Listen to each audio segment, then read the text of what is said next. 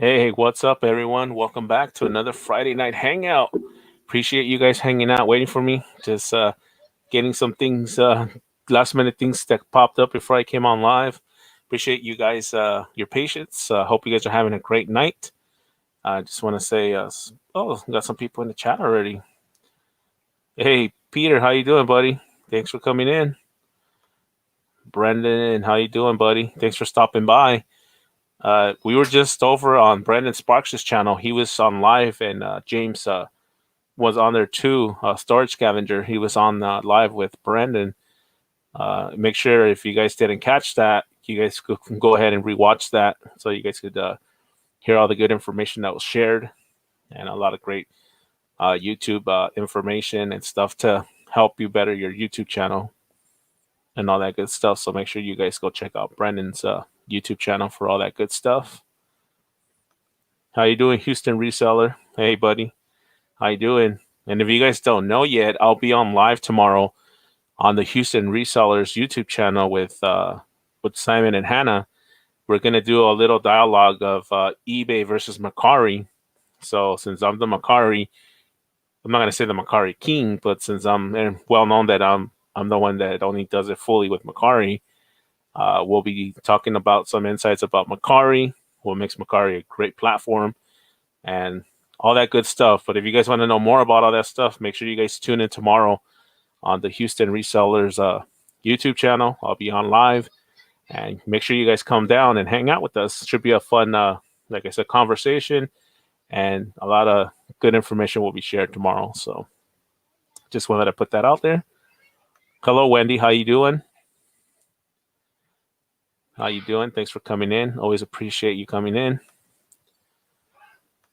What's up, Hollywood Reseller? How you doing, buddy? Thanks for coming in. Yeah, man, just Friday night, just hanging out. Had another busy week, but you know what? We got through another week, so that's always good. Hope you guys had a good week and a productive day today. It was like I said, good week for myself, so not complaining here.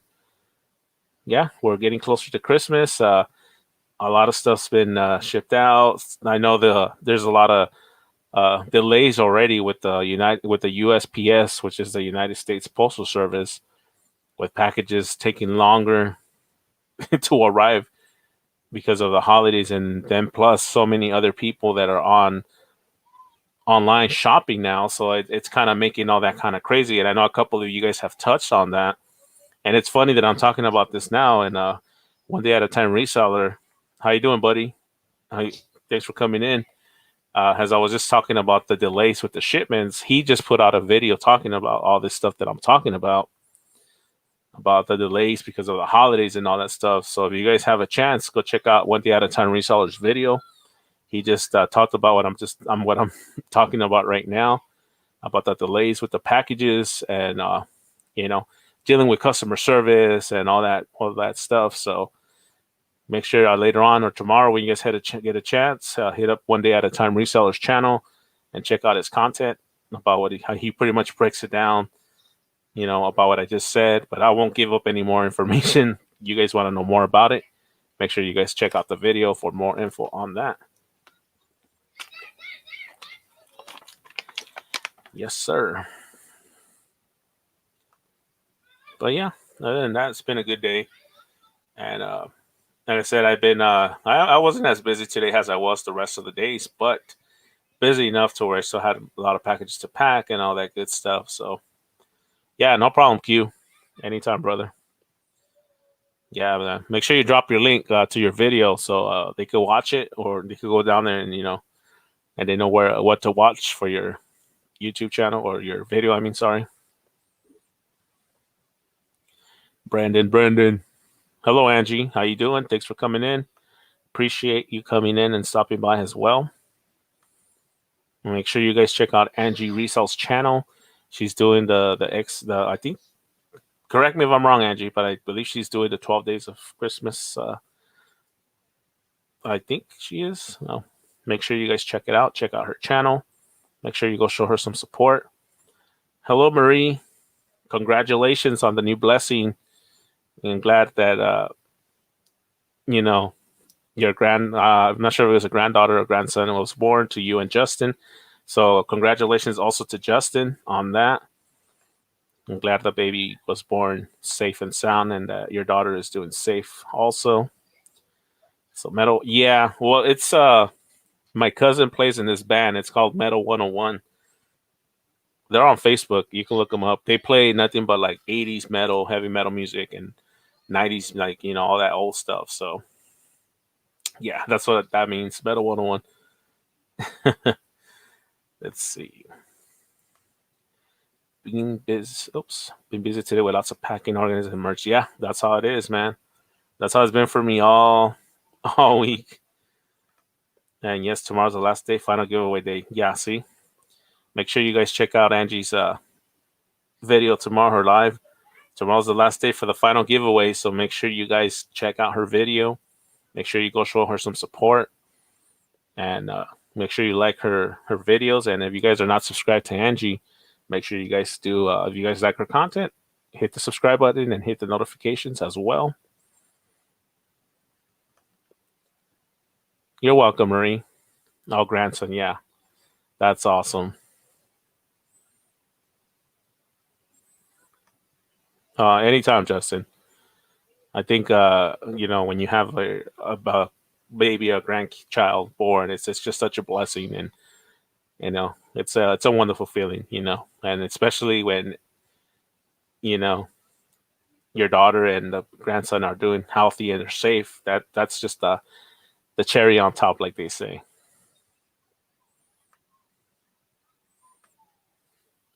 Wendy's asking Justin, "What is your metal link?"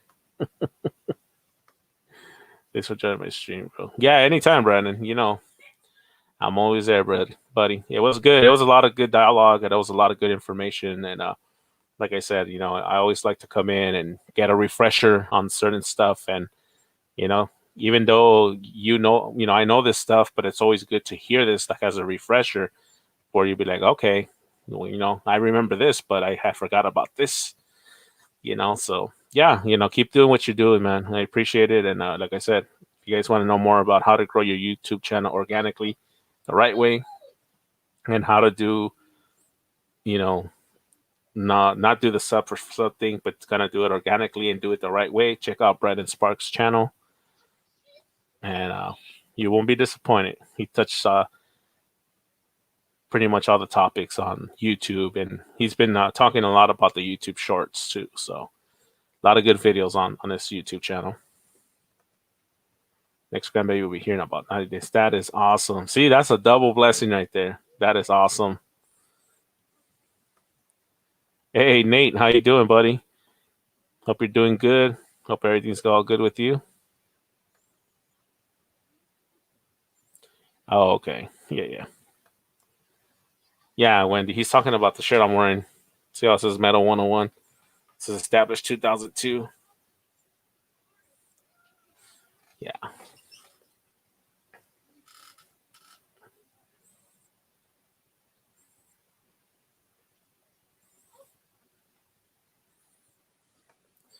I don't know. It's a channel about how to grow your channel with so few subs.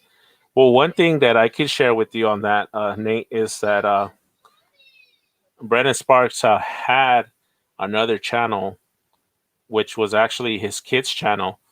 He had I think 1,500 subscribers on that channel, but when all the stuff changed with YouTube on the kids' channels and everything, it just pretty much just stopped the channel like dead in its tracks. So they're not, putting the videos on recommendation or sharing it like our videos now.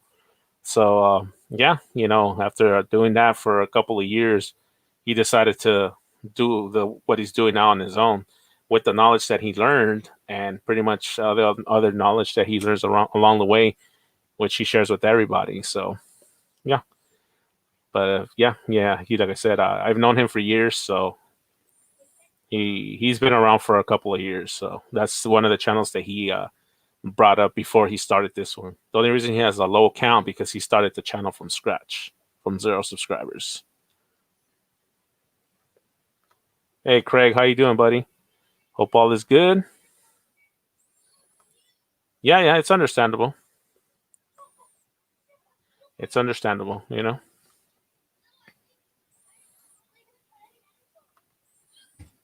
What's the channel? Brandon, if you're in here, drop your link to your channel, please. And I'll see if I pick it up real quick.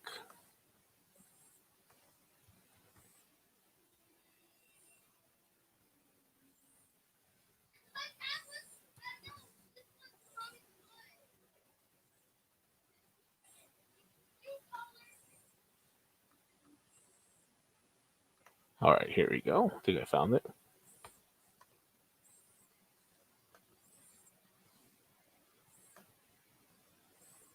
Hey, James, how you doing? Yeah, James is actually just on with Brandon right now on his live. So, I mean, if you guys have a time, go check out the live they just did earlier. And yeah, there's the link I just dropped. That's for Brandon Sparks. That's for his YouTube channel.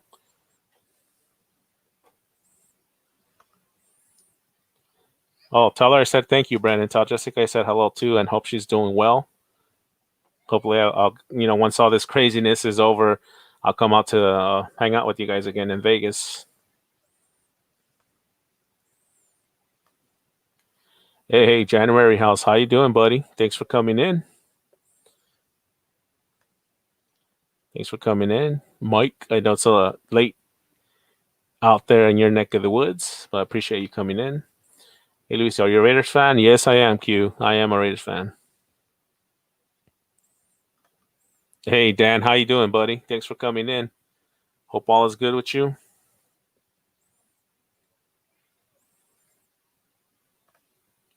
Definitely, Brendan. Late night packing items for tomorrow. Yep, I had a lot of those late nights this week, so I completely understand where you're coming from. But yeah, I do the same thing too. If I'm up packing late or stuff and someone's on live, I'll just I'll listen to it as I'm packing.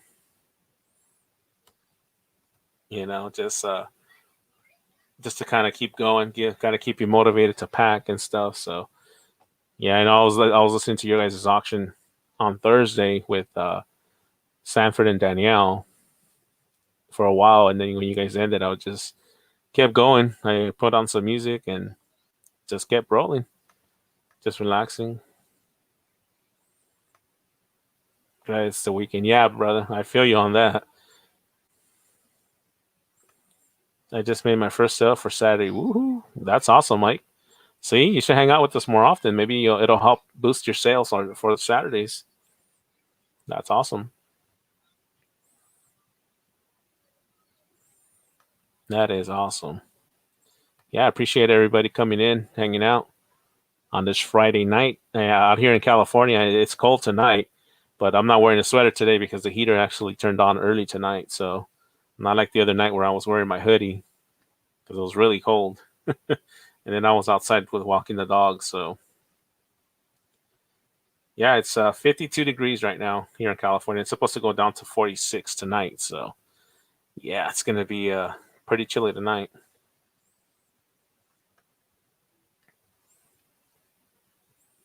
And then I'll stop research and share my past experiences. Hope you enjoy the content. Yes, definitely. Good luck. 2014 Fear. Oh, wow. I thought it was cold here. How cold California? 60 degrees? No, it's actually 50. Here, let me check my phone real quick. It's actually 52 degrees right now. As you can see, look. It's 52 degrees, so for California, that's cold. Yep. Usually out here, it's warm most of the year, but it's been cold lately, so that's why everybody's getting sick or it's such. See, it's 36 degrees. Yeah, exactly. I know it's always cold out there, so but for us, being this, it's cold for us out here. That's why they say California people are spoiled because we have sunshine most of the year. Here we're in summer. Yeah. Dan said it snowed today and will this weekend as well. Awesome. It's 39 here, Marie says. Oh, yeah, it's more cold where you guys are at. And Small Time Gift says I had to shovel snow today. Oh man, I haven't shoveled snow in a long time. Got to get out that one long sleeve shirt you guys have. I know, right? I'm gonna have to dig in my closet and find it. Yeah, it's funny though because everybody always says, that California guys are always wearing t-shirts and shorts even in the cold weather because we're so used to having the nice weather all year long. So that's what I mean. That we're spoiled in that concept. But right now in the wintertime, this year it's been more cold than last year. So yeah, that's why I had to wash some of my sweaters, and I'm actually started wearing some pants and stuff like that to keep warm in the morning too. It's 50 degrees, and I want to get out my snowsuit. Yep. See, Brennan knows exactly. I know there's some times where it actually snows in Vegas. So Houston Reseller says it's 66 degrees here in Houston, and then he said that I win. Hot weather all the time is not nice at all. Yeah. But see, in California here, we have the days where it does get hot, but then like usually around the winter time, we do have nice weather, which is always like in the 70s, 75. So especially in December, you're like, man, how can California still have 75-degree days? But I mean, we had a couple of 75-degree days last week. Not so much this week. This week it kind of creeped up. Maybe the highest it went was maybe 68 or 70. But today it was cold all day. I didn't go up. It didn't go past 60 degrees today. So yeah, I said it for us. It's chilly and cold.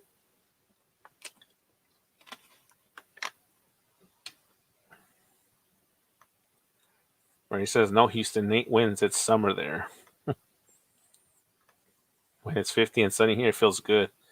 Gotta love the Colorado elevation and dry climate. Yeah, that's true. That is so true, Dan.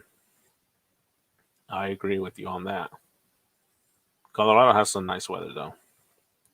It's a nice state to visit. I haven't been up there in years, but nice state to visit. How you doing, Mookie Pookie? Thanks for coming in. We're just here hanging out, just having some conversation and, talking a little bit about everything. Hope everyone's having a great Friday night. It's supposed to be hot here, though. It's summer. It's summer in the middle of the day, too. Yep, see? A week ago, it was 95 degrees. Oh, sounds like California weather in the summertime. Yeah, but make sure you guys drop your links in the chat and support each other. Make sure you guys, if you guys are supporting each other, drop your links, promote anything you got coming up, any videos, any lives, any auctions. You guys don't gotta wait for me to say it. You guys could do that anytime.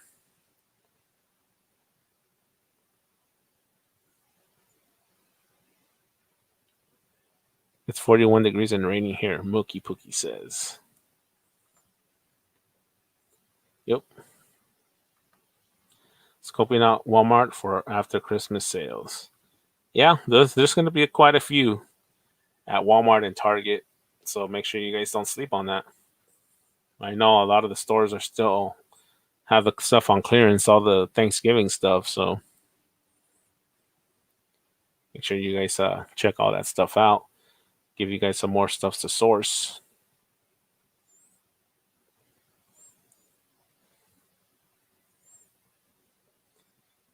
Yeah, make sure you guys check out January House's channel. He has auctions every Sunday night. Him and John have a auction every Sunday night on his channel, and then he has an auction every Tuesday night as well. He goes on right before I do, so his auction comes on first, and right when he's done, I pick up where he finishes. So make sure you guys come hang out with us on Tuesday nights. It's always a great time. In his channel, there's always a lot of great items. If you're lucky enough, you'll get to hear some great singing and just a good time in the chat. So make sure you guys, if you guys aren't subscribed to January House, make sure you guys check out his channel. He has a lot of great content too, a lot of what sold videos, and some of his videos when he goes to the actual auction houses too. So that's something that you're interested in, make sure you guys go check out his channel. Dan said, I don't know if it is, but I made one yesterday about Christmas. Check it out. All right. Make sure you guys check out Dan the Answer Man's channel as well. He just dropped the video about Christmas yesterday. So make sure you guys go hang out and check out Dan the Answer Man's channel. If you guys are not subscribed to him, make sure you guys subscribe. Check out his content and his video and show some support.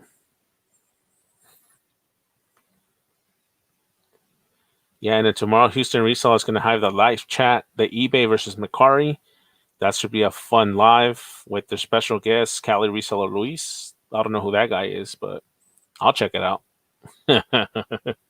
Yeah, I'll be on his channel on his live tomorrow, so make sure you guys come check it out. Should be a fun live. We'll be talking, he'll be bringing up the eBay, Macari, all the do's and don'ts, and all that fun stuff. So, if you guys aren't doing nothing tomorrow night, come hang out with us. Should be a fun live. It'll be on the Houston Resellers channel. What time is that live? Never heard of it. Yeah, me neither. I know some guy that does auctions and sells new toys. That's all I know. There you go, Angie. It's 9 p.m. Central Time. So that'll be 7 p.m. Pacific and 10 p.m. Eastern. So you guys make sure you set the reminders or hit the notification bell so you guys get the alert. Should be a fun, like I said, fun live tomorrow. Come hang out. And we'll see what the results are. What eBay is better or Macari is, but we'll dissect both of them and see what comes out of it. You're welcome, Angie. Make sure you drop your link too, Angie. I think you're wrenched, Angie. I'm not sure, but I could check real quick. Make sure everybody's wrenched. So you guys could drop your links. Let me make sure everybody's wrenched here. Yeah, everybody's good. All right. Oh, Nate doesn't have one. I thought Nate had one. All right. Yeah, everybody's wrenched. All right.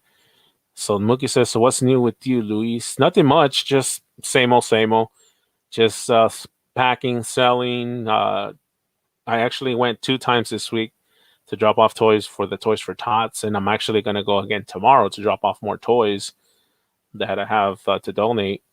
And my wife actually took a box of toys as well yesterday for all the kids at the hospital that are not home or that are battling COVID and they can't be with their families right now. So just trying to take them some toys to just to brighten up their day a little bit. So yeah, other than that, it's just I've been going nonstop. Everybody tells me, "Hey, man, you're like everywhere." I'm all, yeah, we just got to keep doing, and the other stuff that we're doing, especially in December for all the kids, for the Toys for Tots, that's just been something we've been doing for years, and there's a lot of families out there that are struggling that can afford toys for their kids, and Toys for Tots is a great, organization that does that to provide free toys for the kids to give them. And like I always say, the most important reward you get from doing this is seeing that child get that gift on Christmas Day. It's like that's the reward just all in itself. So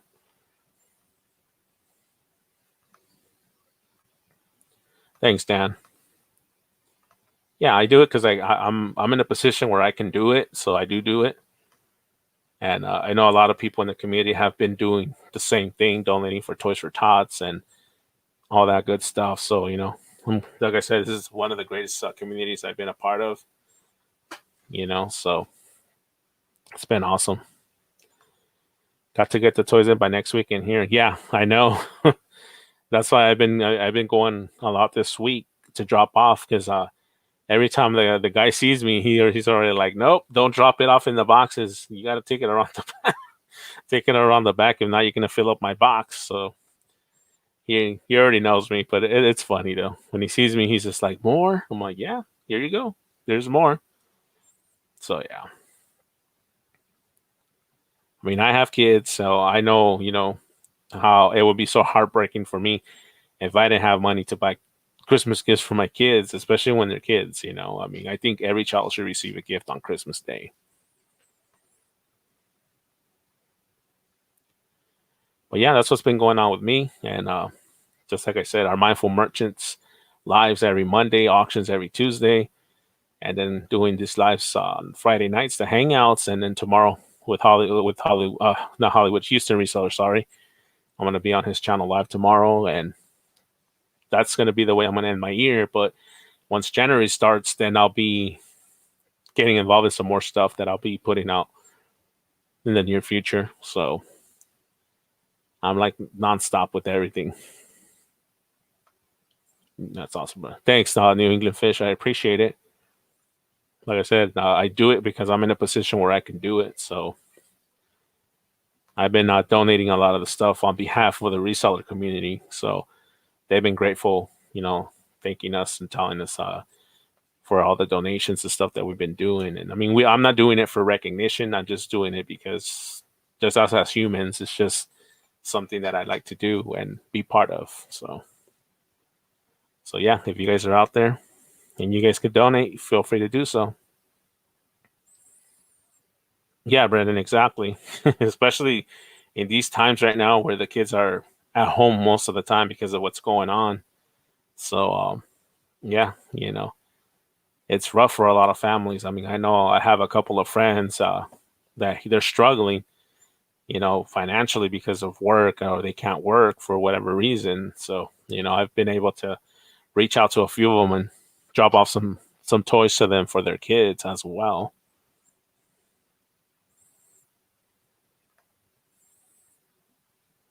Yeah, that's true. That's always been my thing. My grandma always, since I was a kid, I remember she used to tell me, um, sometimes us as parents, we don't have the most money to buy you the best gifts, but even the smallest gift are the ones that count.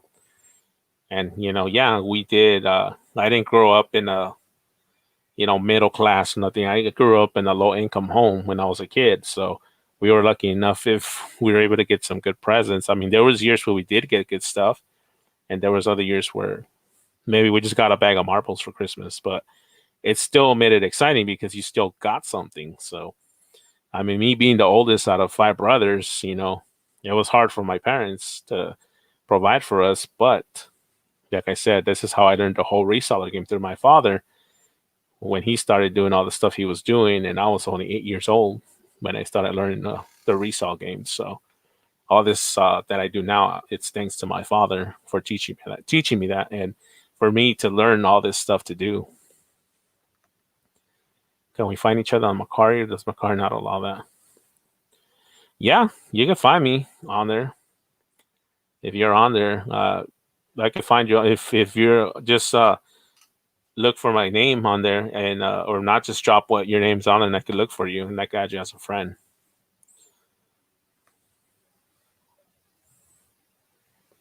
Yeah, yeah, definitely. Yeah, Mookie, that's exactly how it is. I mean, I know we've had the 2020 has been on. Yeah, we've had a few dollar store Christmases. Yeah, I know we all go through it, so I know exactly what you mean, and I'm not ashamed to say it, because that's how Musk experiencing all that hardship when we were young, molded me to become the man that I am now, and and grateful for what I have, and I enjoy all the little things in life. I mean, I'm not a person that's about material or nothing like that. I'm just wearing I'm wearing an old baseball cap and just a plain T-shirt. And it just showed me how to appreciate the stuff that I do have, and not just focus on material stuff, but focus on what you have and appreciate what you have. So, and just hard work pays off. If you put in the work, you get the reward out of it. Yeah, I'll look you up, Hollywood reseller, and I'll add you.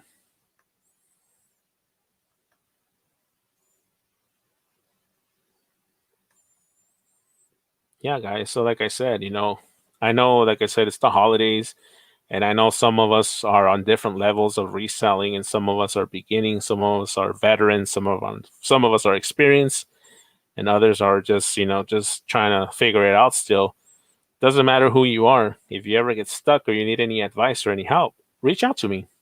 My name, my Instagram's. Let's see, it's my name like it is here, Cali Reseller Luis. Send me a messages on there. Let me know. Hey, you know what? I have a question. You could ask anybody that's reached out to me. I always do, respond back to everybody on there. All right, Dan. I appreciate you stopping by, buddy. Have a great night, man. Sola Seller, hello. Welcome, welcome. How you doing?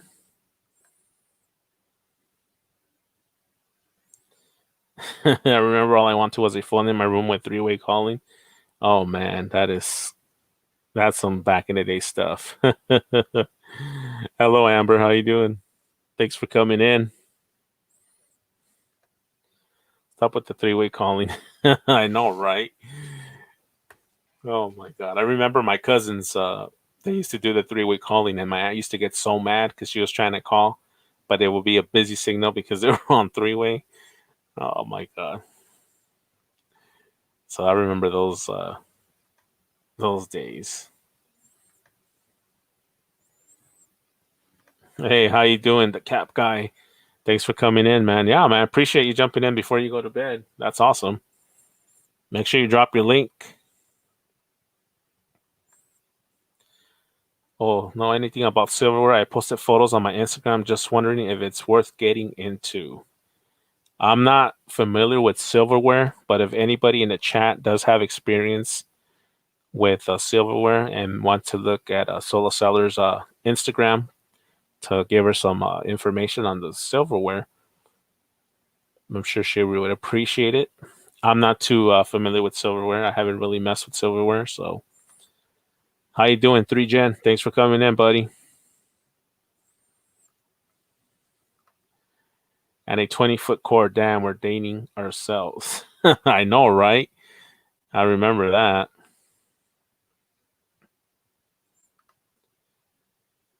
Are you using your dad's voice, New England Fish? Oh my god, you guys are funny.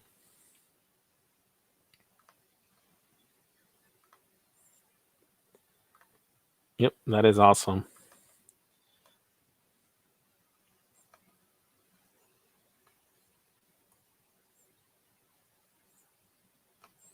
All right, the cap guy just dropped this link, so make sure you guys check out his channel. He does lives.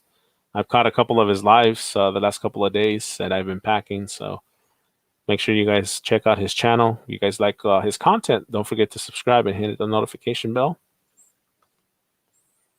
I had the see-through phone that would light up so I wouldn't get in trouble for being on the phone too late. Oh, I remember those things. I remember when someone used to call, that light used to like flash, I think, if I remember. Then we had, remember one time, it was my mom had this phone. I think I was like maybe like 8 or 9, maybe 10 years old. And I remember the phone used to chirp, chirp, chirp, chirp. It was just like the most annoying thing ever. But I remember that phone. Until one day, it for some reason it broke, and no one knew how it broke or why it broke. But till this day, I still say my dad broke it on purpose because he was the only one that was home at the time. So I think he actually broke it. He's never fessed up to it, but I know he did it. Yeah, those big L phones. Yep, I remember those.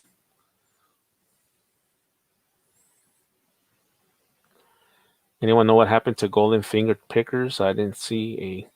You know what? I have not seen. I don't know. I don't know what happened. Yeah, you're right. Yeah, from one day to another, they just didn't see them anymore. I don't know. I hope everything's good with. And they deleted everything. Oh, I don't know. Maybe they just decided to take a break from YouTube, maybe, but I don't know. But yeah, I haven't heard from them in a long time.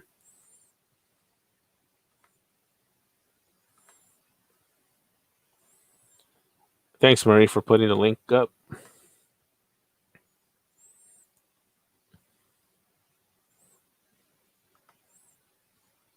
Yeah, it was my dad. Because I remember we got home. My mom picked us up from practice, from baseball practice, and we were on our way home. And I remember she was calling my dad to see if he had turned off the stove because she had left something cooking, but he never answered. And when we got home, we saw the phone broken. I was like, "Oh man, what happened to the phone?" She couldn't blame us because we were with hers.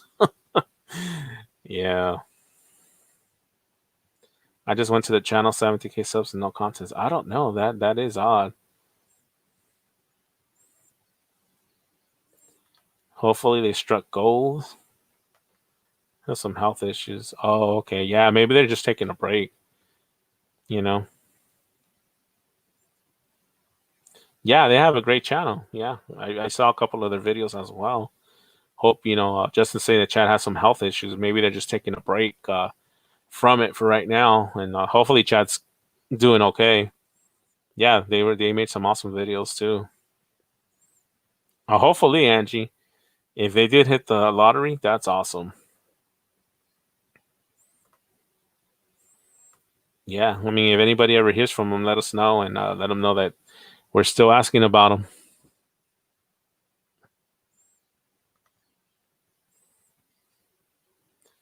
Yeah, but this is the thing is that phone used to it didn't ring, it chirped. It went chirp, chirp, chirp, chirp, chirp. And it became annoying after a week of having it. And we had told my mom, "Can you please change the phone and put it?" No, that's a nice phone. I like how it rings. Until that day where my dad broke it. So yeah,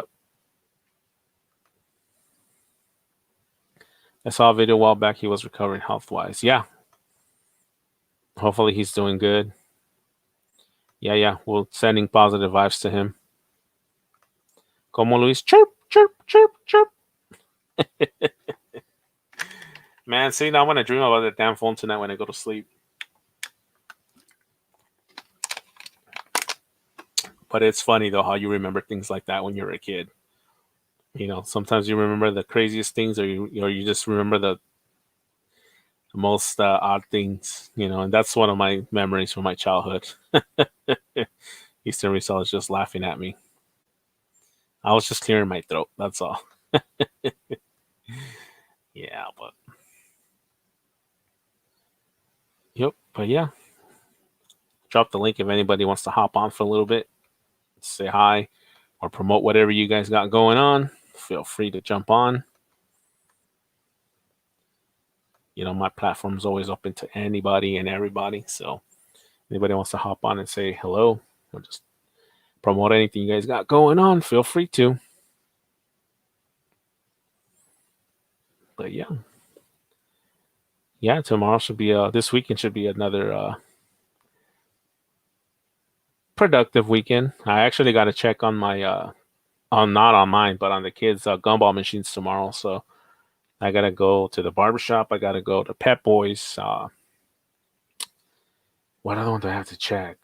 Oh, I have to check the pizza place again, and I have to check the chicken and waffle place too. So yeah, I got a couple of stops to do tomorrow.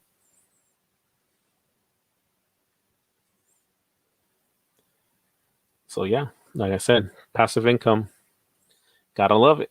And like the funny thing is, it's passive income, but it's not even for me; it's for my kids. So it's a good thing. Far North Thrift says listing. Oh, that's awesome.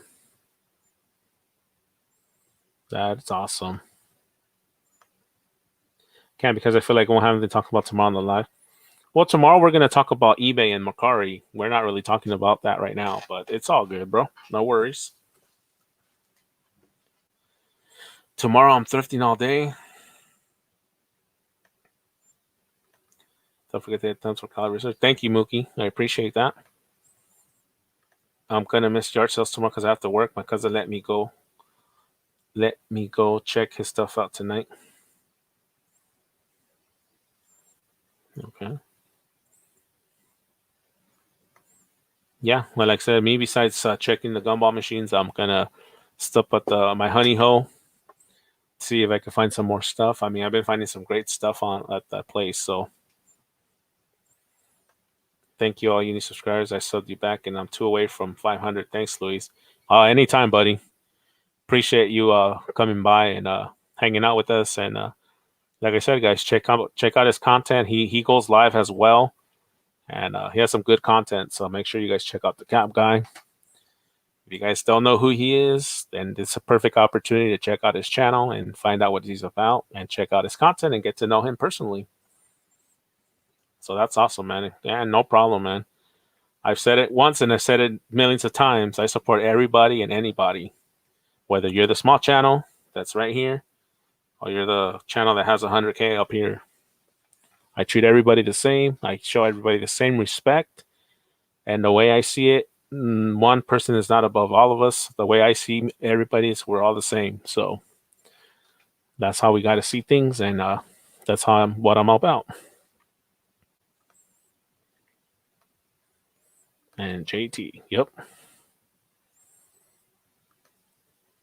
There's Hollywood Reseller's channel. Make guys check out his channel.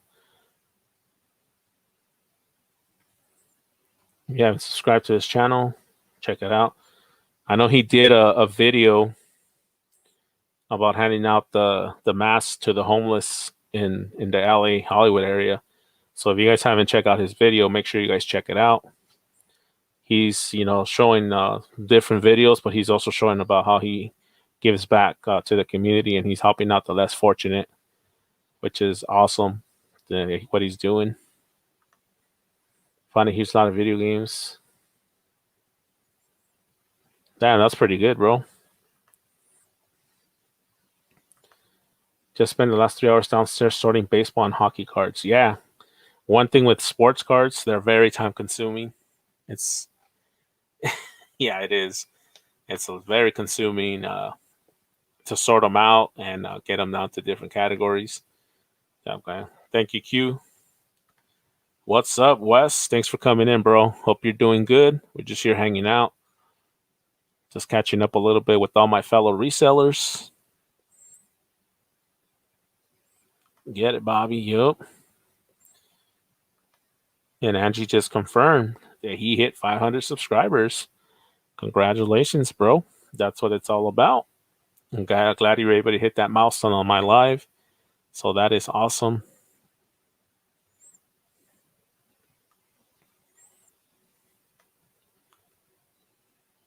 Mookie says that New England fish needs a drink.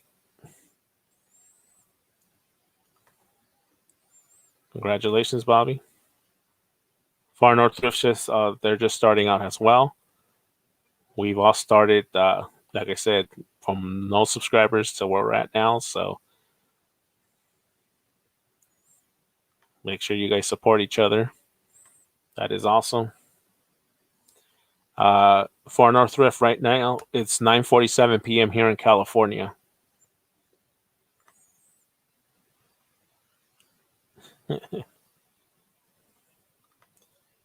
That Cap Guy says he'll be having a giveaway tomorrow. Much love, y'all. That is awesome, bro. Just let me know what time you're going to go on so I could be there to help you celebrate. I love when friends reach milestones. Yeah, exactly, Angie. That's what it's all about. Supporting each other and being here for each other and cheering each other on. That's why, like I said, this community is awesome.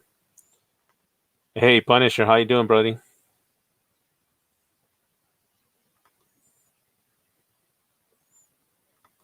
Yeah, we all started at 0. Exactly. Right now that you're talking about that, Angie, do you guys know who my first subscriber was? Does anybody know? That person was in here earlier, so yep. And it's funny because he always jokes about that all the time. He always says, "Hey, I was Luis's first subscriber."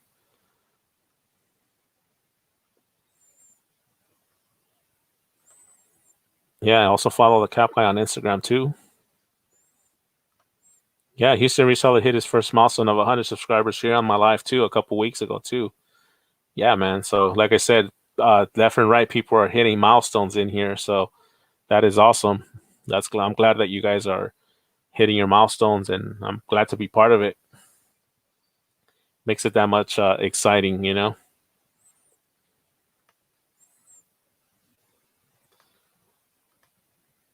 What's sold in the morning? Sounds good. Only two, only two, and then have to hit the sack. 6 a.m. comes early. I remember mine. Virginia Bundage was my first.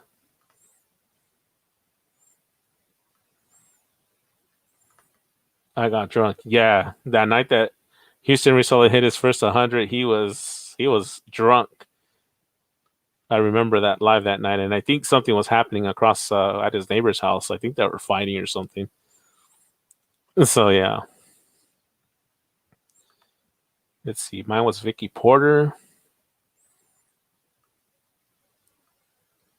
Mookie, when's the new video coming out? Refreshing, but okay. So this is my first subscriber right here, right there. It was January House.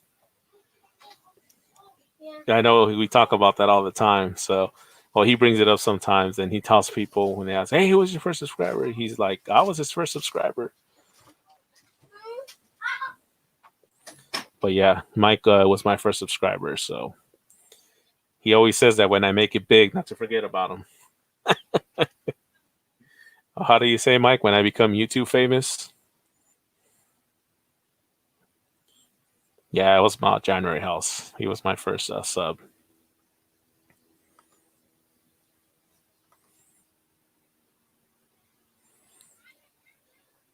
You know, Mookie, I know you're saying you're trying to get more subs. You know who I'm trying to get to make a video on his channel? It's Jonathan Alfaro. He literally lives like 10 or 15 minutes away from my house. One of these days, I'm just going to show up at his house and just drag him with me somewhere and make him do a video.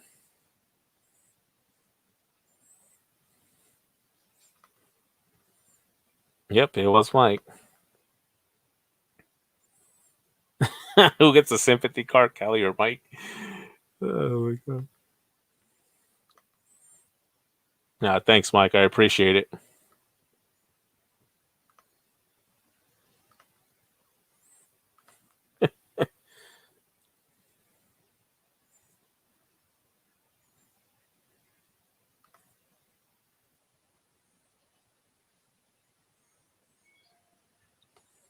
Random question: Are majority of the new Star Wars toys hot selling today? Oh, what the heck?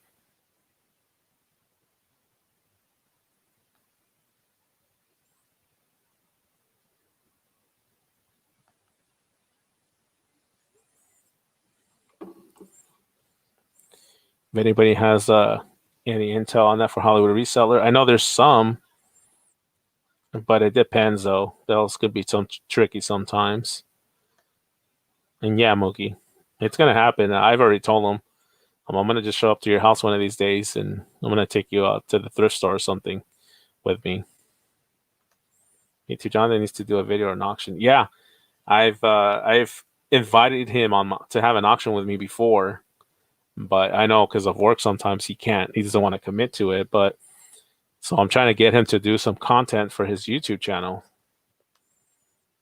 So yeah, hopefully once this COVID things kind of settle down, I'll I'll do that for him. I like Eskimos. Hey Tommy, how you doing, buddy? Thanks for coming in.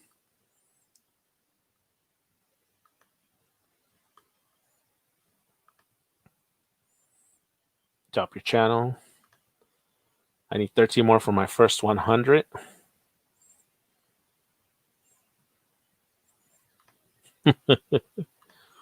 Should we meet up on the do a video? Actually, we were supposed to meet up before all this COVID-19 stuff started happening.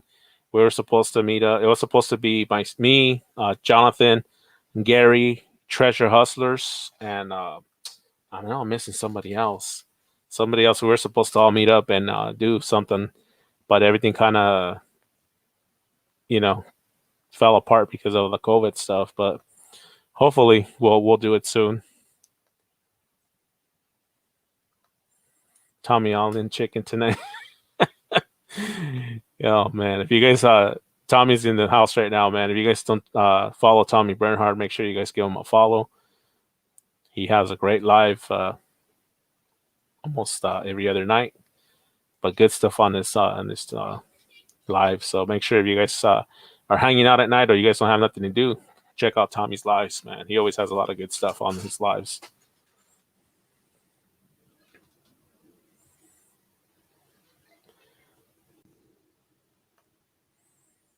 Let's see, Wes Krillin was on an England channel tonight.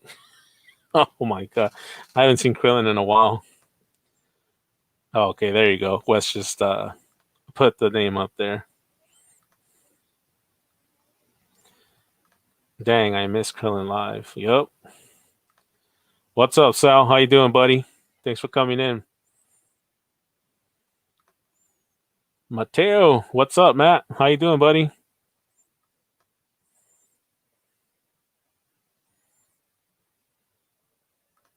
Yeah, Luis, is there any Goodwill bins in this area? Yeah, Q. The bins out here in our area are in San Bernardino. I believe they're on East Street, but I'm not too sure. But they're in San Bernardino, bro. Make sure you look it up. I haven't been up there yet, but I know those are the ones close to us. Where you been hiding? Uh-oh. So did I on FISA? I don't watch him over there much. So great channels here. Yep, there's a lot of great channels on here tonight, hanging out. Tommy is a bum, but Tracy and Krillin are cool. Nah, Tommy and Tracy, they're actually they make a good duel. Their lives are awesome.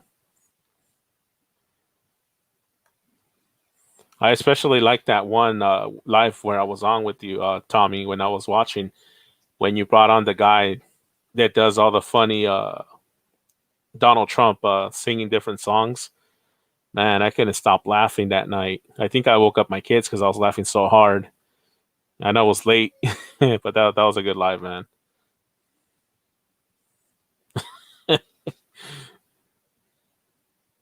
Oh, I think I have someone in the back here. Give me a second. Got my there for drink. Friday night left my sister. It was on 20s. Hey, what's up, Peter? What's up? Hey, How sorry. are you tonight? I know. I just saw you right now, man. Sorry. I'm sorry I had you waiting there. No problem. You're busy. Yeah, I was trying to catch up with everybody on the chat. How you doing tonight? Been jumping around. Hung out with Angie for a little bit. We were doing a Christmas thing. That was I fun. know, right? I kept just doing weird stuff. It was just funny. Yeah. I had her laughing the whole time. Yep. But I heard this rumor. Mm-hmm. I'm supposed to be on some guy's channel on Monday, but I can't think of who he is. I don't know. I I, wonder who I that heard he. I is. heard he was pretty famous. I You don't know, know. they call him Santa Claus. Yeah, I don't know who that is, but I don't know who it is either. guess what? We'll find out. I guess. But I got great news. I Oh, have my very first special guest on my live tomorrow night at 9:30. oh, that is awesome. Who's going to be on with you live tomorrow? Have you ever heard of Jessica and Joe from The Family Flip? Yes, I've heard of Family Flip. Yes. Well, Jessica is going to be my special guest tomorrow night. Oh, that's awesome. Yep. Definitely I have to think catch that tomorrow. I think it's going to go very well. I'm going to let her talk about her business.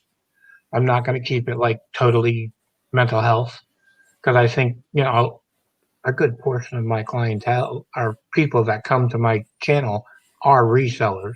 Yeah. So I will try to mix reselling and everything in and let her Mm, talk about how she does her business and everything mm, else and how how it's helped her with her mental health. And because she's been battling anxiety and depression for a very long yeah. time. So, and she's very open about it.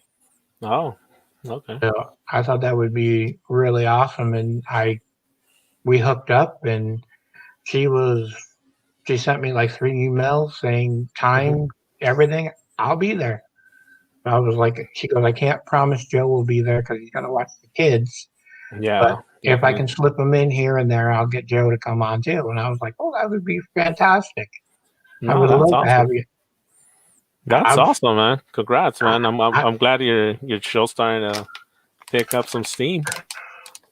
well, I'm averaging about uh, 40 to 50 views on every video.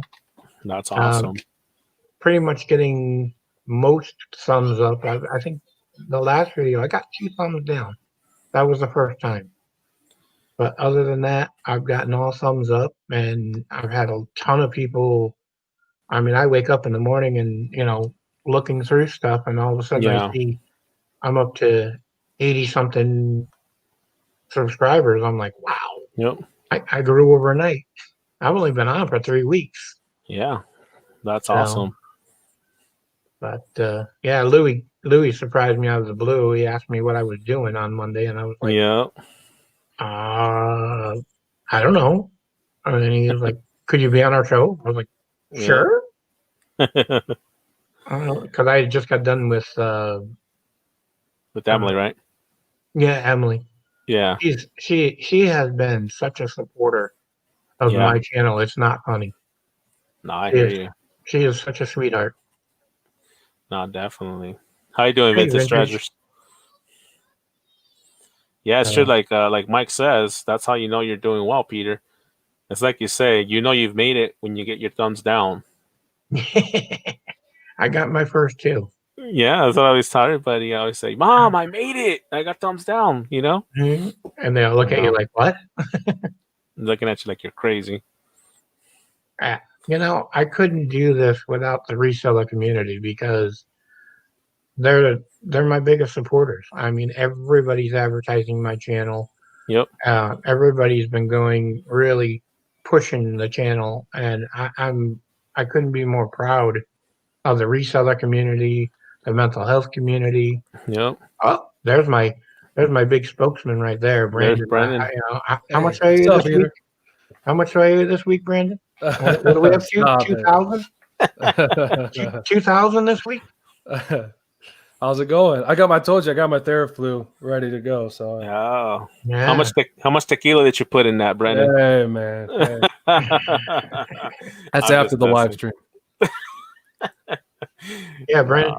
I think Brandon thought I was crazy when I told him what I had in mind for my channel, and he kind of looked at me. He goes, you're thinking outside the box, and I was like, "Yep, that's how I Oh, do man. everything."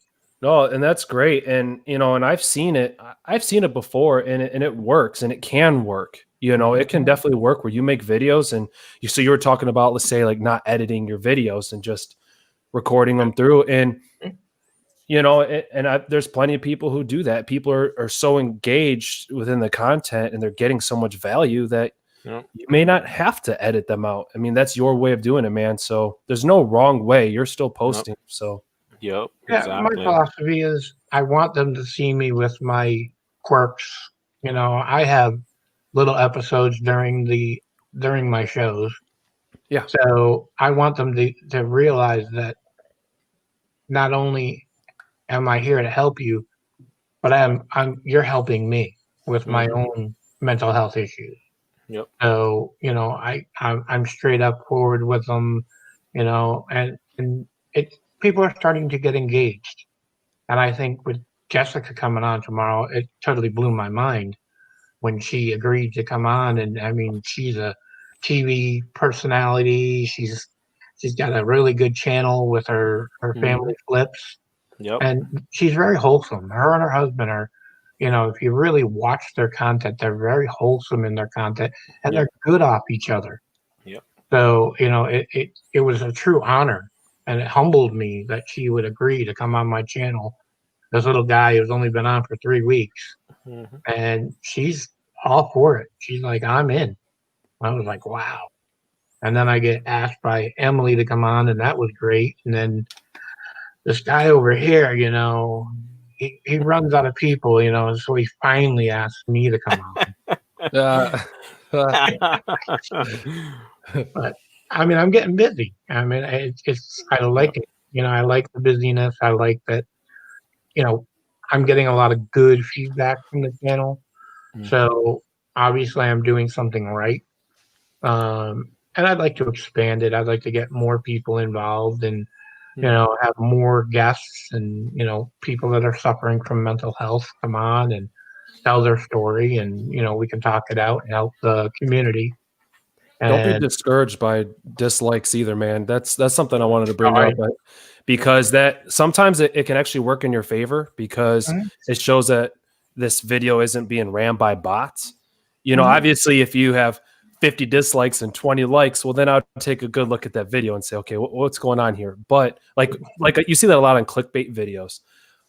But man, yeah, a dislike sometimes it's disheartening. Even for me, I'm like, ugh, there's always one person. I swear, there's like always one person in all my videos that's disliking. It's okay. I have that face. It's fine. But I would just say, don't let it ruin your day, man, because Nope. you're there's no small creator. There's only creators, Yep. and Right. don't base your content off your subs, man, and Yep. just keep doing what you're doing. Yep. I'm kind of looking forward to my first 100.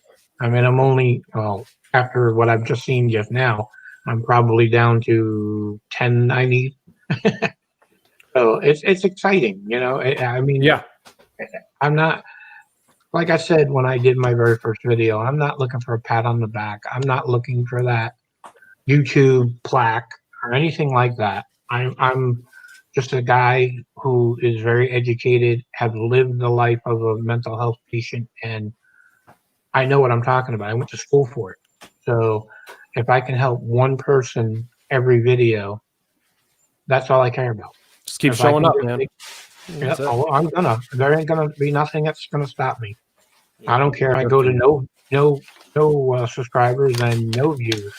I'll still pop up a video, and if I'm only on there for an hour, I'm only on there for an hour. If I'm only there for a half hour, I'll still put my content out there and hope that somebody wants to see it and gets that help, and that's my right. goal. I just want to help one person every night or during the week when they view it later on. Maybe that one word that I said or something I brought up maybe triggered them to a happier spot, or it maybe gave them information that they didn't know that they can go and research. So that's my goal. I just want to help people and make people aware that the mental health community needs everyone's help. Just like our community in the reseller business, they're a big giant community and they all come together when somebody's hurt or somebody needs help. Well, I want to pull the resellers that are having mental issues that maybe not talk about them during the reselling stuff, but they want to come to my channel and talk about it because they need to vent. They've had issues. So, and whatever we say is whatever's on the channel. If you don't want to tell me your story, don't tell it. Yeah. Yeah. I would But- never suggest starting up a second channel when you're just starting up your new one, but Mhm. I think that'd be really cool in the future. Maybe one day, because you have such, obviously you have so much in the past to offer with the advice you can give with mental health, and like you said, how much it can help you. But maybe keep that in mind. Maybe one day you could open that up as a second channel. I don't know, but I wouldn't do that right now. But I No. think that'd be something to consider.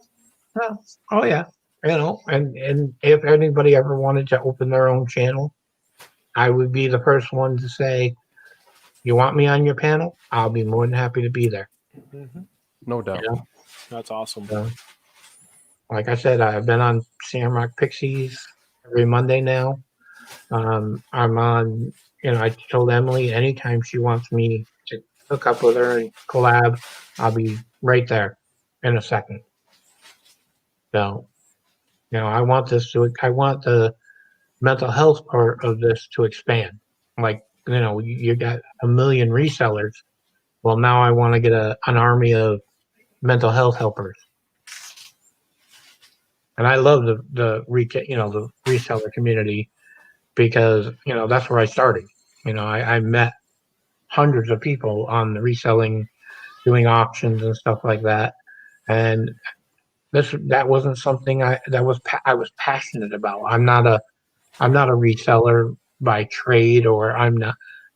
by trade, I deal with people with mental health. So why not do what I do for a living and Yeah. do it where I can give my services for free and hope that I help one person. Yeah, you're not trying to do something that's not organic or that's not you. And I think that's Right. cool. I always say too, it's like, why not mix niches? There's nothing wrong with being a reseller and doing something else. Or like Yeah. Luis was saying too, vlogging your adventure, maybe going through wholesale and picking out certain items. I think there's nothing wrong with mixing niches, but I think it's great that you're doing it organically. And Mhm. I said that when you came over to my channel too. I just think that's super cool, man, because people can have a good time and be in a great mental space also while enjoying reselling. So I think that's Right. cool. Yeah. We can mix it up. I mean, I don't have a problem with that. If you want to talk about reselling that night, Mhm. hey, let's talk about reselling. You want to talk about mental health? Let's talk about mental health. You're You so want to chill. I talk? love it. You want to talk about the wild that's going around the world? Let's talk about it. That's what my channel is all about. Let's talk about it. So, but, No doubt. No, I mean that's what it is too. I mean, you're sharing, other people's experience, what they're going through, but you're also sharing what your, stuff that you've mhm, been through and go through on a daily basis. yeah, And I think that's where a lot of people can relate because they look at you and they hear what you're talking about. So they say, "Hey, Peter knows what I'm feeling. He yeah. knows what I'm going through. He feels what I'm going through. So this I, is going to make it easier for me to talk to you because you're going through what they're going through at the same time." hey, I've been at the rock bottom, alcohol bottle in one hand and a bottle of pills in the other. Yep. I've been all the way to the bottom, and I've built myself back up. I've fallen on my face, and I've built myself back up. Yep. But I always have a thing inside me that says never give up. Always fight. You know, always go that next mile. No matter if you fall on your face or not, go that next mile. Push it. I You think know. it'd be cool to really integrate mental health within reselling. The only Hmm. reason I say that is I always like to view things in every angle. So if somebody say comes to your channel for purely mental health, right? But Mhm, then they're getting reselling, would they mhm. be inclined to say not subscribe or then not watch your reseller videos? So I don't know. That's kind of like where I come from. That's why a lot of people say niche down. But I think if you can really figure out how to really intertwine those together, I think Hmm. you could really have something really cool. Yeah. Yep. Definitely. I mean, it's. I've been on the resale side. I've been a salesman all my life. So I mean, I've sold myself in many positions, and then have taken mom and pop businesses from nothing and made them millions. So I know how to sell. I know how to grow businesses. I know how to build businesses. I Hmm. mean, so my background in management and business and everything else, add that together with my mental health issues that I fought through doing all these entities in my life. You know, some people sit in their homes and never move. I never let that happen to me. I always was one of those, my hair's on fire. I'm going 90 miles an hour. What can I do next? I get Hmm. bored with this job. What's the next job I want to do? I was a firefighter in EMS for 32 years. And then my body started breaking down. And I knew I was going to put my fellow firefighters and my fellow EMTs in danger. And finally came to the realization that I can no longer do this job. And then I went to doctors to see if they could fix me. And they said they couldn't. I'm not far enough gone to have surgeries, but I'm also in pain 24/7 and dealing with, all these medical issues. Hmm. And I was told I was unemployable. And I was like, no, there's got to be something out there I can do. I'm very educated. I'm very smart. I'm very business minded. There's something I can do. And one lady out of the blue said, you ever heard of peer support? I was like, no. And she was like, well, check it out. So I did. And I started doing peer support a few years ago and fell in love with it. And then I ran into the YouTube channels and started getting into the reselling, did a few auctions, had a lot of fun. And then I met Emily and Shamrock Pixie Desiree, and fell in love with both of them. And we were talking, and then they finally said, Pete, you've got the voice, you've got the knowledge, you've got the pain and suffering. Do your own channel. Come on. And I was like, no, no, no. And then finally I just said, okay, I'll do it. And I started it. I didn't know where it was going to go. It's slowly growing. But you And started it. But you Yeah. started it. Yeah, man. Yeah. And like I said, I'm if people want to come in and talk about reselling, come on in. I'm an open forum. And I said that from the very first video. My forum is open. You can talk about anything you want in my channel as long as it's not going to offend other people. Okay? I want respect, and I want that you are not going to come in and say derogatory things about other YouTubers. That's not what I'm there for. I'm not a forum for bashing other YouTubers. Okay? If you had a bad experience with another YouTuber, take it up with the other YouTuber. Don't take it up in my channel. Yep. You know, I want my channel to be clean, wholesome, where if the parents want to sit with their kids and watch my channel, there's no curse words, there's no, nothing nasty in my channel. It's very open Yeah. and free of anything that would offend a child or offend a female or a male, or any other, person. I just want a safe place for people to go, be able to talk, and have the ability to speak their minds and their hearts of mental health, of reselling, of things that bother them, things that don't bother them. I mean, the stress that the resellers put themselves under is unbelievable. The numbers I hear that you guys bang out every day. Yep. I couldn't keep up with you. There's no way. My body would not allow it. But, with the stresses and everything else, stress is a mental issue. So if you guys are stressed out and you need someone to just sit and have just a bitch session, excuse my French, but if you want to come in and have a bitch session with me, come on in. Yep. I'll sit and I'll talk with you, and I'll tell you how to help you with your stress and how to calm yourself. Yep. And it's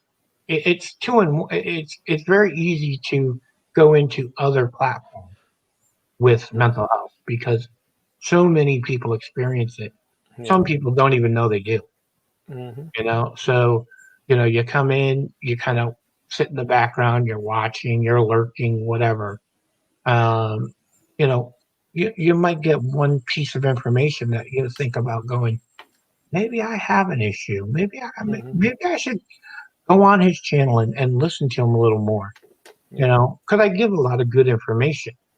And if one piece of information triggers you to come again, then I'll give you more information. You come again, I'll give you more information.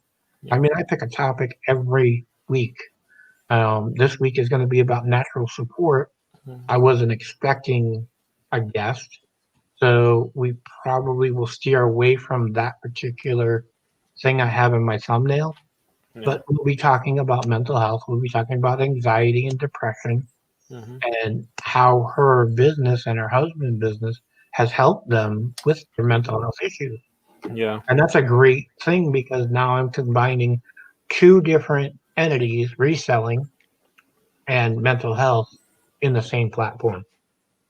And I think it's going to be very beneficial for resellers if they're free or they're not doing an auction or they're not busy to maybe just stop in for a few minutes and say hi and meet Jessica. She's a sweetheart. You will fall in love with her.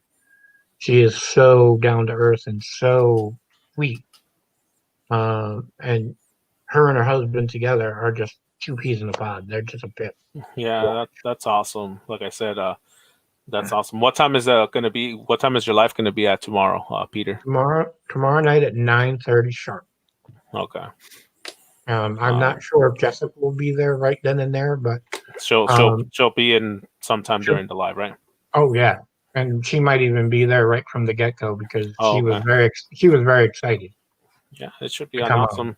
awesome live. Make sure you drop Mhm. your link on the chat so people could set the reminder for that for tomorrow, so they know I what will time do you'll be that. on. And So, congrats, man. Congrats on Yeah. making moves and Brandon, I have to say, your channel has really, really been helping me. oh I man, really, that means a I lot. have been listening, and I might not catch you when you're live, but I have been watching your videos. Thanks, man. Actually, you taught me how to use StreamYard. Did you know that? Oh, I use the Melon app, but yeah, it's the same exact thing pretty much with StreamYard or Yep. Streamlabs Melon. Yeah, Yep. that's awesome, man. I was watching your video on that because I didn't know how to bring people in. I didn't know how to do the banner and all that stuff. And That's I good. watched your video and learned, Hey, and now I'm That's doing it awesome. pretty good. well, thank So, you, and I'm happy you're enjoying the content. Thank yeah, you. yep, Definitely, man. yep. Yeah, So, that's awesome. But yeah, what you got like going I on said, tomorrow there, Callie? I'm just gonna go check out on some of our gumball machines in the Uh, morning, and I have to go see how they're doing. Make sure that I need to refill them, clean them up, and take the quarters out. And probably just gonna stop by at one of the honey hole places down the street from my house, just to stop in and see if they have any good stuff, and then come home. I'm trying not to be out too much outside right now, especially with all that's going on. So that's what I'm are you trying to. on? I'm gonna. What Are was you that again? guys Sorry. on lockdown? Yeah, we've been on lockdown since Sunday. Yeah, that's Wow. what I heard. Yeah, so that's why I'm gonna get up early and do that because I like to collect all the quarters and clean the machines before people actually get there. Hmm. So about 8 o'clock, I'm already at the first location, and then I'll, just hit. I try to get there before they actually open their businesses up to the public. So like that, I don't interfere with their customers. So that's Yeah, my goal for tomorrow too. I got my daughter's 12th birthday tomorrow. Oh, that's awesome.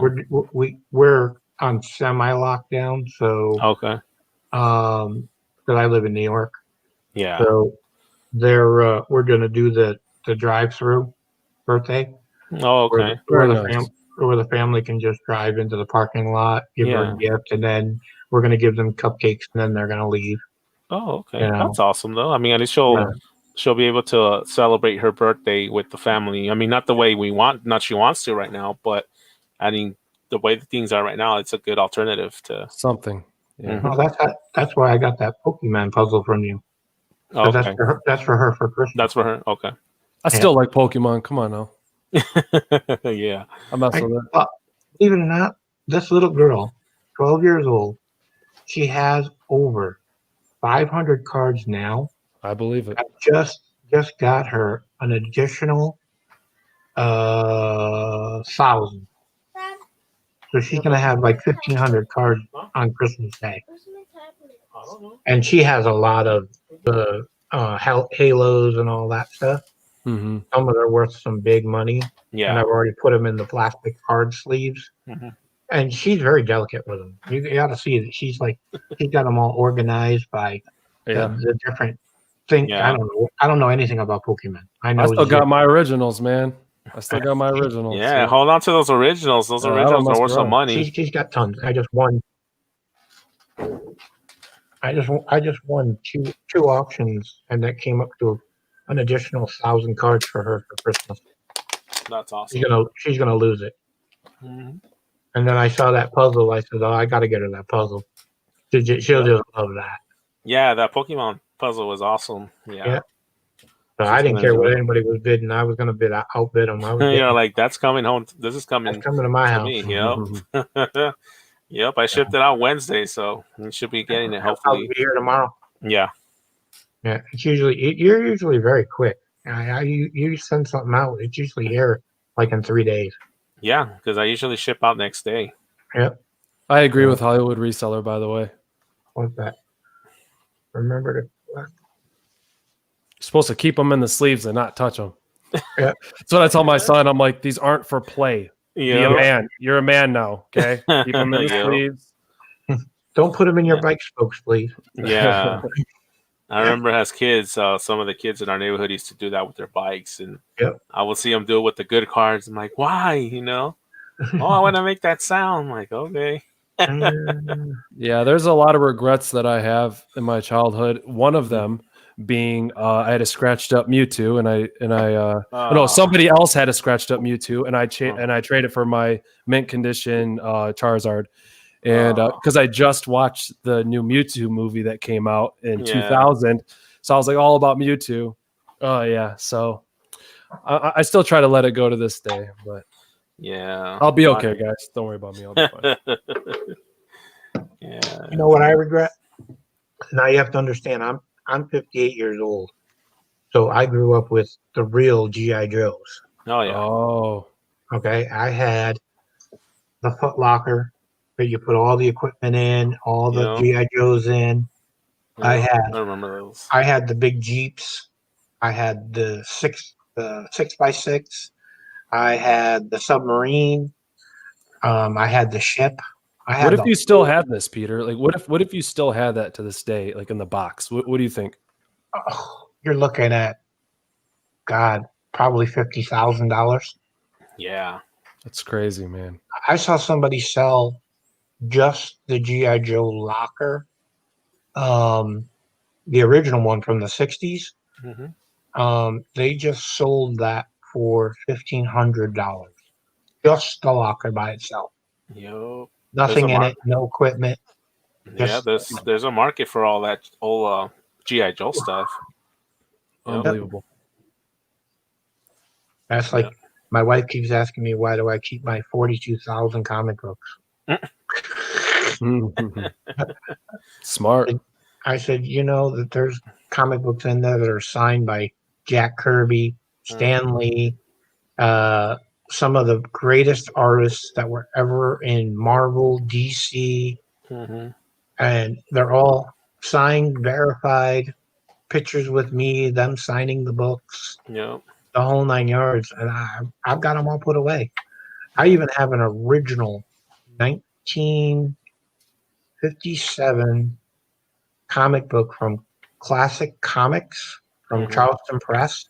Yeah. That was when they very first time they ever tried to do color comics, and they were using green and red vegetable ink only.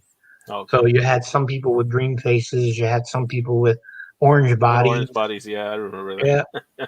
I actually have originals right off the presses, never been touched by human hands. They're in a safety deposit box. I wonder how many resellers are in the chat. Like, oh yeah. Well, they know. A lot of the resellers know. I've been offered up to $10,000 for one book. Oh my goodness. Yep. And I said, that's my kid's education. When he gets ready to go to college, I'll sell off my entire collection. Yep. Sure, it's about timing too, huh? Yep. Yeah. Yeah. It's like movies. When movies come out, you'll be amazed how, like when the Thor movie came out. Yeah. Boom! The Thor comic books went through the roof. Yep.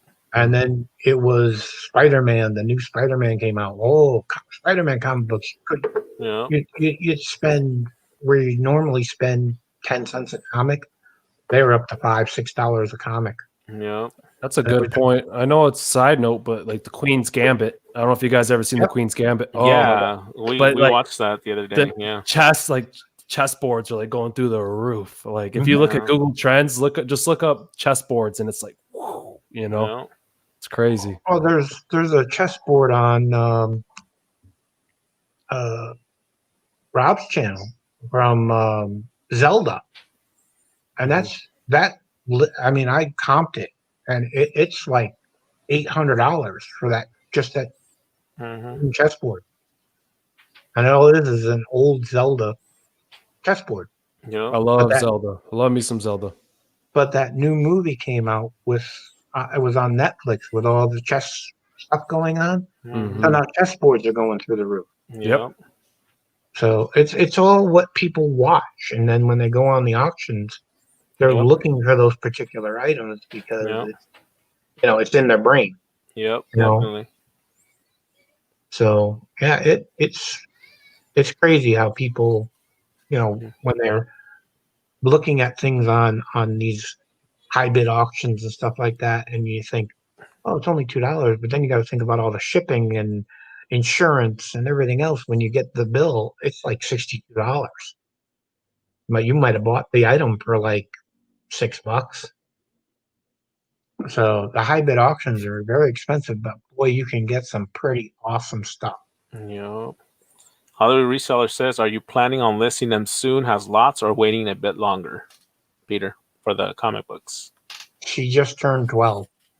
Oh yeah, so he still got a couple years. That's about 8 years. No, Yeah, about 6 years, 6, 7 years. Yeah. 6, 7 years.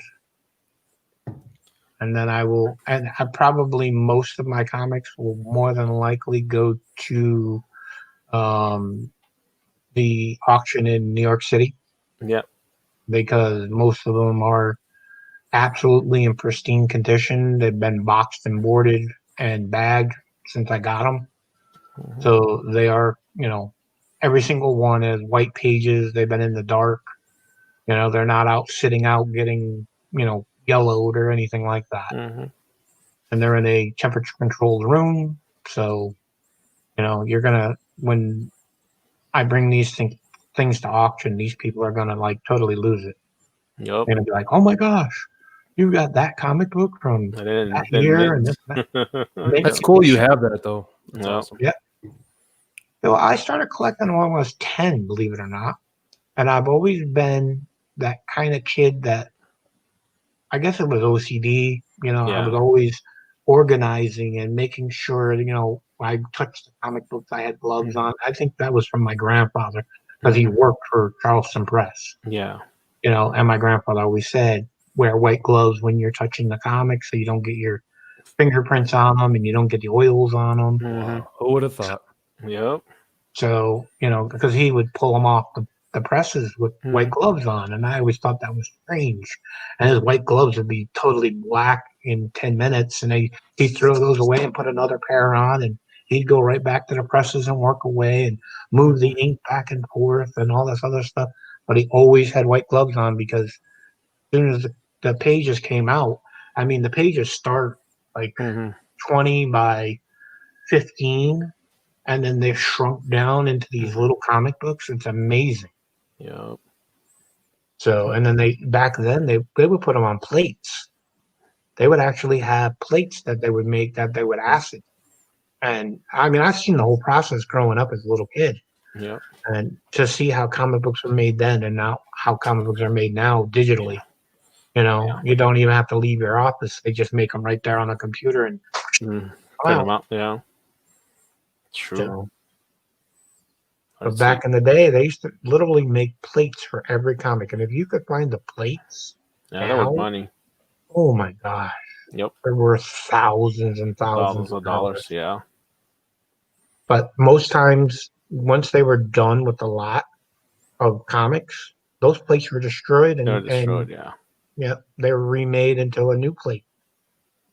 So it was like, all those plates, if you could find an old comic place that used Mhm. to make comics and you could find some of those plates, oh, you would be in money. Yep. You could buy anything you wanted with those plates. Mm-hmm.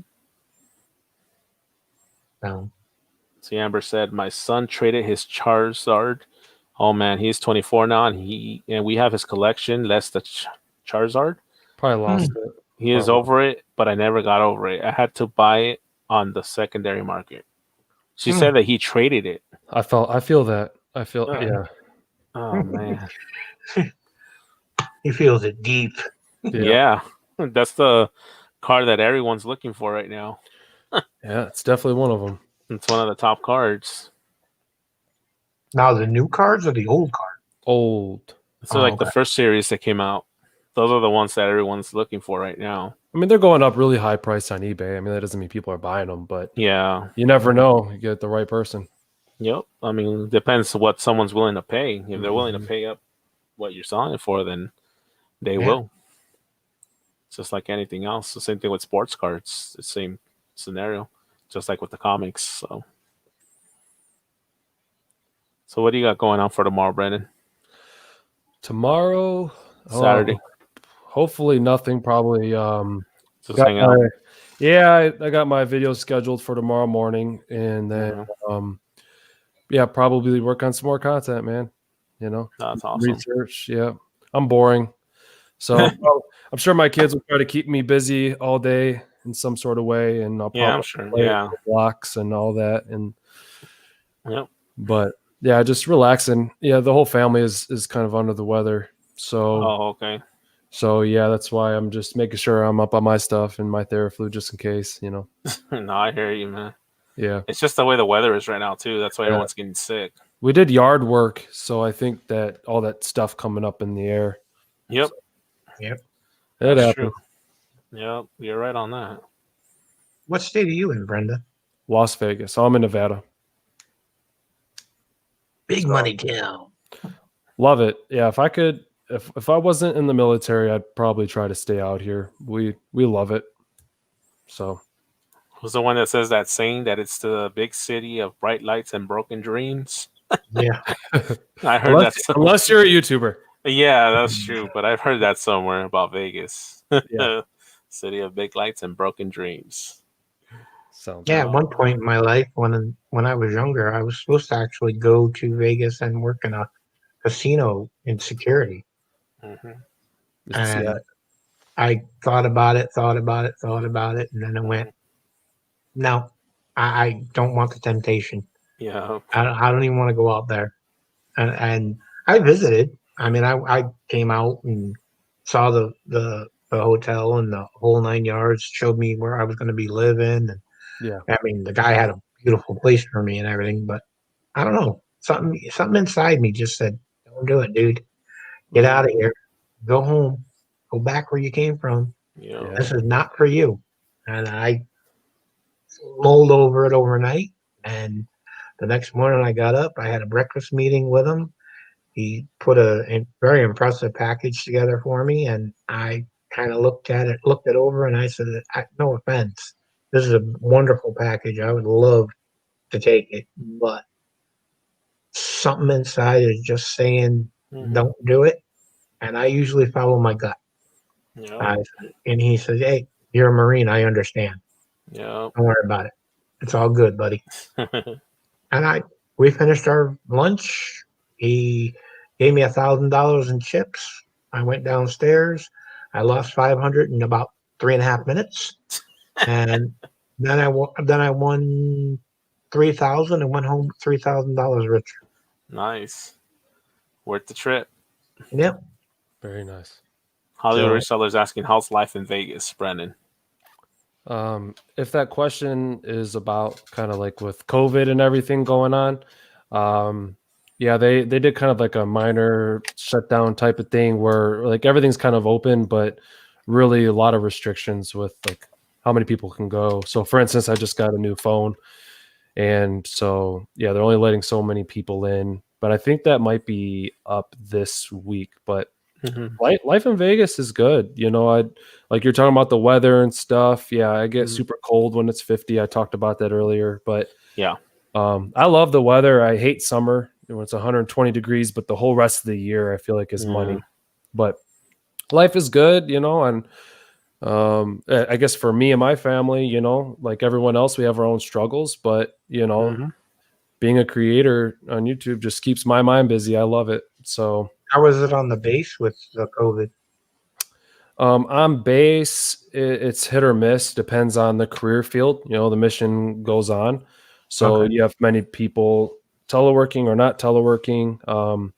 It's kind of a snake effect. It's like, let's get back. Let's try it. Let's see how it goes. And then it's, limited manning, whatever. So I think, typically when you're looking at a base, they're usually going to mimic whatever the state does with the restrictions. So, but yeah. Full masks and the whole 9 yards. Yeah. Staying busy. That's for sure.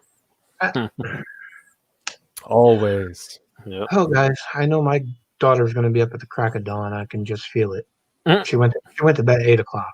Oh, yeah. She's already bouncing off the walls. I guarantee she's going to be up at like 6, dressed, hair done, ready to go. And we're not even having the thing until 1 o'clock. Oh, wow. You better get some rest, Peter. She's just going to be bouncing off the walls all morning. So I'm. Get some rest, man. Great seeing you. Yep. Thank you, gentlemen. I will see you on Monday, sir. All right, Peter. Have a good one. We will have a good show. You too, man. I'll see you on Monday. All right. Bye-bye. Have a good night, Peter. Good night, everyone in the chat. All right. Appreciate you coming on, Peter. So yeah, Brandon, I know we were talking a little bit about your live earlier, how you were sharing some good tips. I know James is on too. You guys are both sharing a lot of good tips about YouTube, and I know you guys touch base on a lot of stuff like YouTube Shorts and organic subscribers and how to, how do you say, how to keep the audience retention on your videos. I mean, I know you guys were hands on everything. Yeah. Yeah. I try to always keep it focused, but then I always say my ADD just start going, yeah. No, I hear you though. But I mean, it's good though. Like I said, I know you've been noticing there's more people engaging in your chat now and asking more questions. And I know you got a couple of new people that came in tonight, which is good. Yeah. Because people are starting to see what you're doing and all the stuff, all the information that you're sharing about YouTube, and it's starting to them. It's like, okay, maybe they weren't so sure about certain thing, but after tonight's live, it's like, okay, like that one guy that was there, he said, "Oh, perfect. Now I got it. Now I know what you're talking about." Towards where he probably came in and he had no clue still how to, on certain stuff. But I think that was a good example, man. I thought it was really cool because he's like, I don't know why I'm here, but I am. And when you talk about consistency and niching down and all that, I think that was just a good example of, I'm just constantly going to a certain type of audience. And but yeah, that was cool, man. It was fun. Nah, definitely, man. Yeah, that's how I was telling everybody earlier in the chat. If you want to check out your channel, you have a lot of good content and a lot of information in your videos. Even on the replay, if you guys don't catch him live, make sure you guys watch the replays, and all the information's there. Thanks, Louis. No problem. And I know your shorts, of course, they're entertaining, and they also share some valuable points, maybe to an upcoming video that you might have, or just something that you want to share in that moment that you're excited about, and you're just like, hey, let's put this out. Let me share this information. And boom, you know what I mean?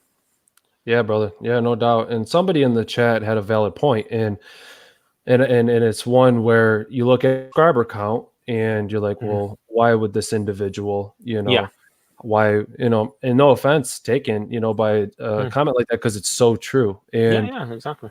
But I think that can go in regards to really any niche, right? It's when you're first reselling, you could have all the items, but it's like, how do I get people outside of other resellers in these videos?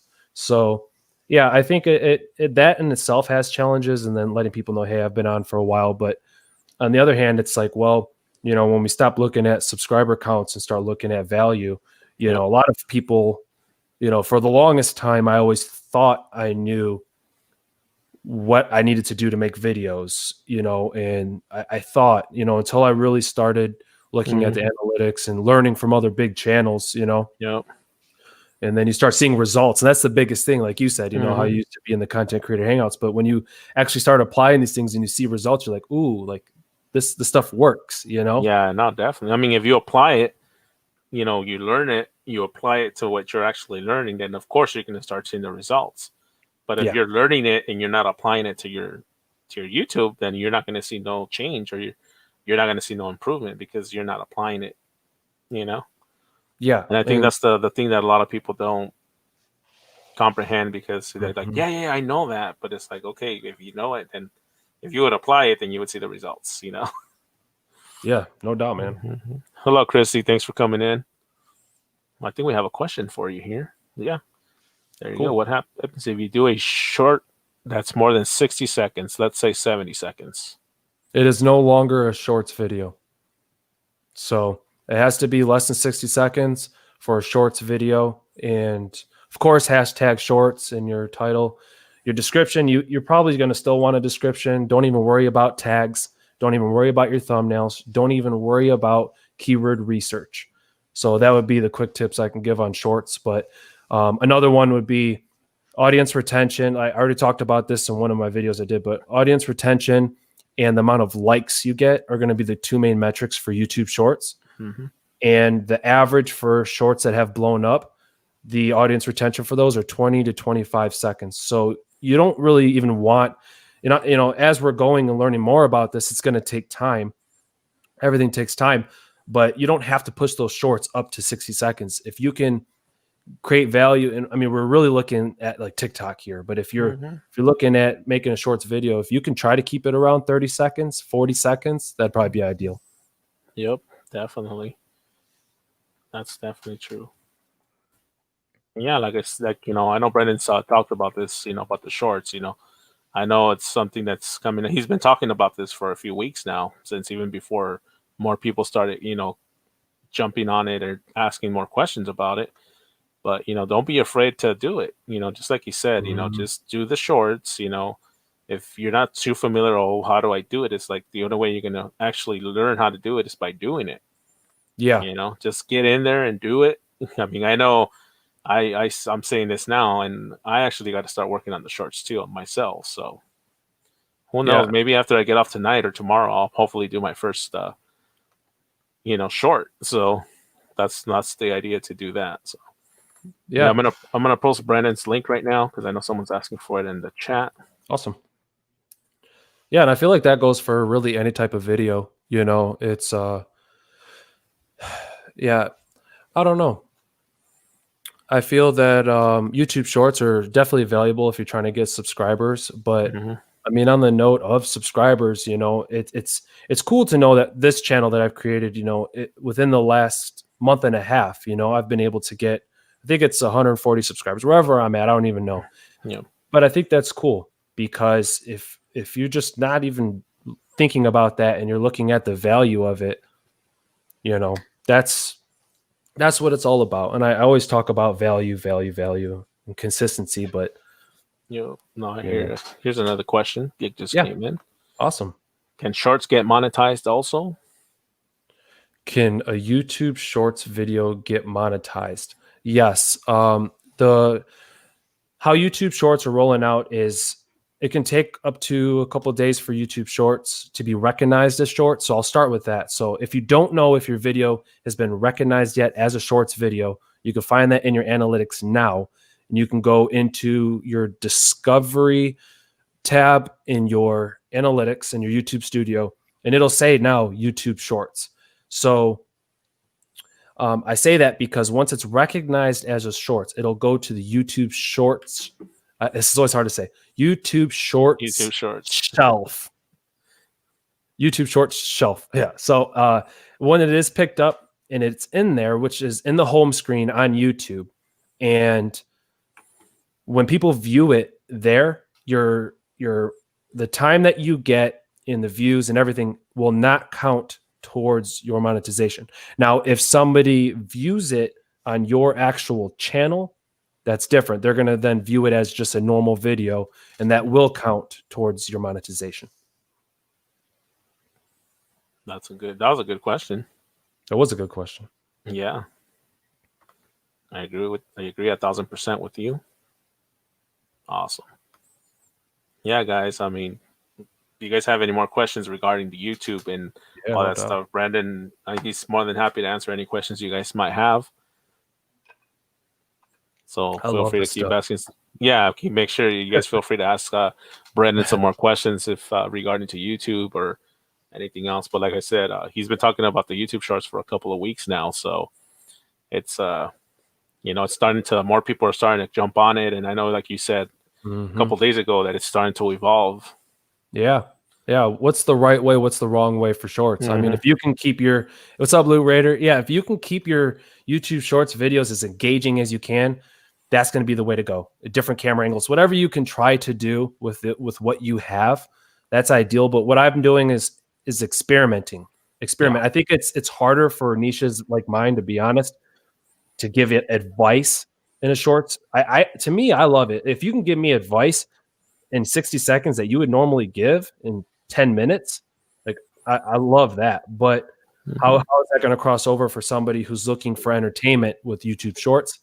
We'll see, but experiment with them. And that's what I'm doing. I'm going live, taking segments of my live stream that's I find to be valuable. May not be that engaging of a shorts video, but still just pushing those out there and getting your playlist up of shorts. That way they can just swipe and watch the next video. No, definitely. Let's see. Loot Raider said, I was watching the other night and your tech got cut out or mid answering my question, and I don't remember my question now. I don't know what's going on. I've gone live the last 2 times I've gone live. Tonight, my live was cut by 20 minutes at the end. Mm-hmm. And then the other day I was live for 40 minutes. People were still in the comments, but I think it starts to lag and then it gets cut. So like I'm good the whole way. And I don't know. Something must be wrong there. It happens. Might be a glitch or something on the software or whatever the program you're using. Maybe it could be. It happens. I mean, you said it dozens of times. It's live, so you can expect anything to happen.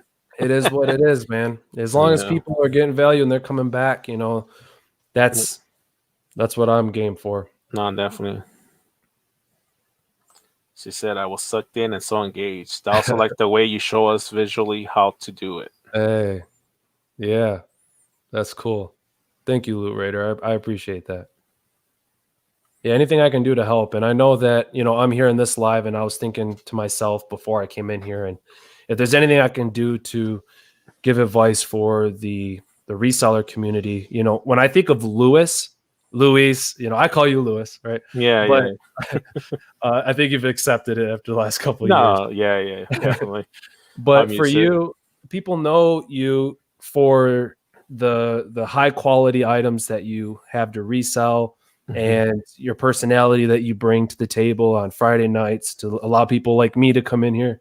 So if I were to just say, hey, to a reseller, what makes you, and capitalizing on that, just like we have Peter in here, same thing, capitalizing on who you are as a creator. Yep. But I feel like in the reseller community, you guys are so close, and as legit as I feel that is, it's like, how are we going to reach out to those regular people who are buyers? Yep. So I think that's a hard one, because you're like, well, it's everybody's buying stuff, but making those normal videos that are possibly going to be engaging in a shorter amount of time for, say, a specific, I don't know if you ever want to try this too, Lewis. So say it is like Sega Genesis games, right? You're like, I got these Sega Genesis games. Doing like a regular video on the Sega Genesis games, and then you could actually tell people, hey, by the way, I'm going live. Then you can actually resell. So I'm interested to see how maybe something like that would work, but also experimenting, right? Yeah, definitely. I mean, that's the only way you're gonna learn, like you say, and kind of see what works and what doesn't work, and what engages more and what doesn't. So I mean, yeah, that's the only way to do it. Yeah, it's like Houston Reseller says, that's the $1 million question, Brandon. Hey. Yeah, and I mean, that even goes for me too. What makes me different from other YouTube? And I'm not here to really, honestly, I'm not here to preach for myself, but I only give this example because it goes for all of us that have channels. What makes you different? What makes you unique? And for me, if I were to look at, for me, it's my personal story, because we all have our own personal story, and we could always share that in our content. But I love advice channels and what they always have to give as far as advice, but I love to pick pieces from all of them, find the common themes, use my personal experience, my own personal experience, and then share that. So you're not just getting what Brian G. Johnson, video influencer, Sean Cannell, Tim Schmoyer, all these big channels are giving you. I'm trying to take bits and pieces because I love it. I'll spend days, consuming all of that. So Luis, who is this? This is Brendan. This is Brandon Sparks, Derek. Hey, what's up, man? He's a fellow YouTuber creator, and he has his channel is about helping people grow their YouTube channels and give you more insights on the analytics and all that good stuff about YouTube. So he's just here. It's weird. I love it. I love doing it. I don't know why. I just do. I think there's an element of helping people, like Peter was saying, but then I love to see results. And the moment I see results, it's like aha moment, Yep, definitely. Let's see. I've been taking notes for months. Textiles, watching.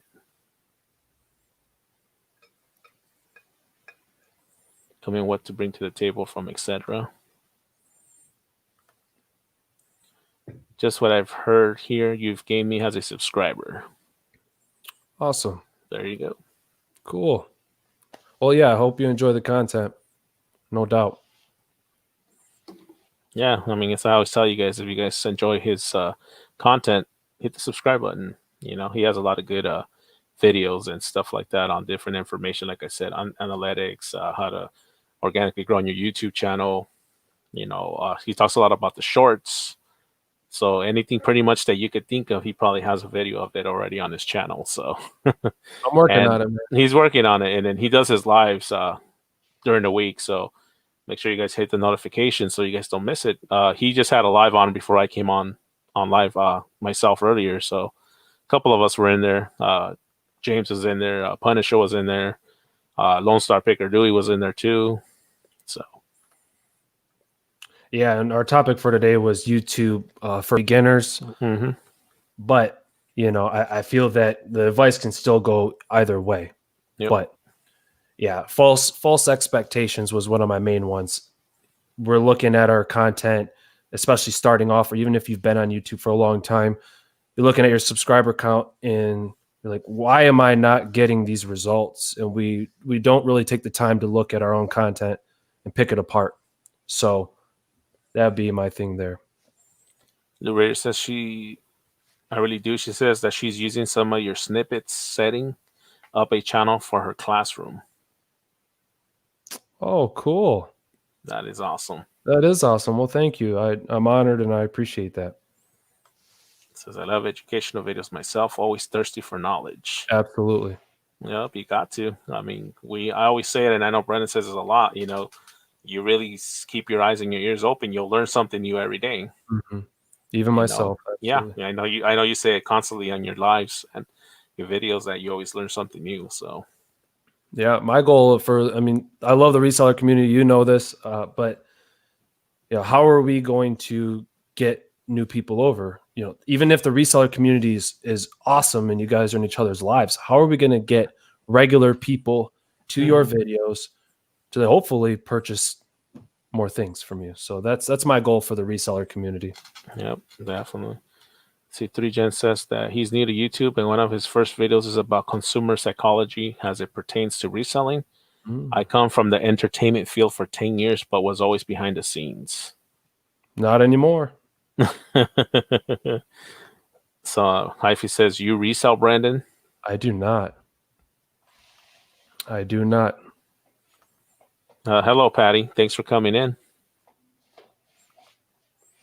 Let's see. Ray says, I want to learn how you smoothly move around, insert pre-recorded clips. Oh, and how to add the button links within the videos. All right. So let me see. So first question, I want to learn how you smoothly move around, insert pre-recorded clips. Mm-hmm. So I'm trying to think about when I used pre-record. Oh, okay. You know what? So you're talking about video overlays. So depending. So you can go and there's different sites. I think Video Blocks might be one of them. That's really good. And so what I like to do is I'm not even thinking about video overlays when I'm first making my video. Say I'm talking about stress on YouTube and how it pertains to us wanting to give up. So that'd be a good moment in my video where I'm kind of talking about it and you're feeling alone and whatnot. So then I used Power Director from the moment I started up until about a week ago. So for about 2 years, I've been using my cell phone for everything from thumbnails to editing my videos, everything. So I would say that Power Director is really cool if you're an Android user, and that's what I would suggest. And they've recently rolled out the option to, let me see. Let me pull it up real quick. But for free, they give you a bunch of video options that you can use for your video overlays. So that's my answer for pre-recorded clips. Or if you're using your computer for many things, you can then use Video Blocks or just look up commercial-free videos that you can find. But usually you're going to pay for those. Yep. And how do you add button links within the videos? So with button links, are you saying the subscriber button on the bottom right? Yeah, I'm thinking that's what she's referring to. Maybe the subscribe and notification bell. You know how it comes out when you do the editing and stuff. Yeah. I think that's what she's asking. That is also offered through Power Director. So you can either look it up, and there's quite a few videos that are out there that will give you a free, commercial free, or commercial, non-commercial use. Would it be non-commercial use? Yeah. So then you can download that to your computer. I did that before, but now with Power Director, they're trying to keep up with all the competition. So I should be an affiliate for Power Director, I swear. But we all use our phones nowadays for everything. So they also will give you that free video overlay with the subscriber button and the bell. That's awesome. C3Gen says, being in front of the camera is hard for me, just trying to find my space. Keep posting. That's what I would say. I'm in my kitchen right now. I just set this desk up about a week ago, maybe a week and a half ago. But for 2 years straight, I've been using my kitchen table. And my wife's like, honey, it's dinner time. Oh, whatever. Let's just eat at the couch. And so it's so much stuff. After a while, when you're on YouTube for so long, your equipment slowly starts to add up. And so I've been using my kitchen table. I've been using my phone. So keep posting. It says most of our subs are other resellers or majority of them. Yeah. Yep.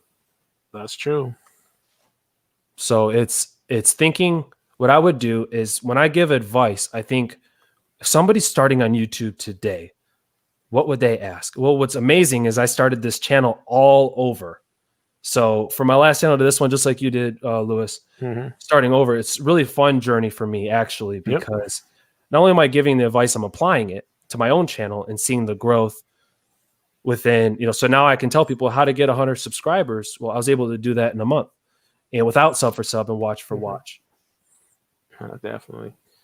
See, Loot Raider says, when you point here, there, up there, over there, and you can link to another video.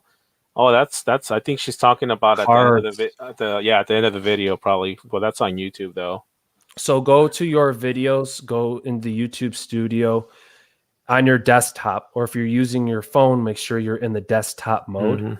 But go in your YouTube studio, and when you go to your video and hit edit, that's where you'll see your cards.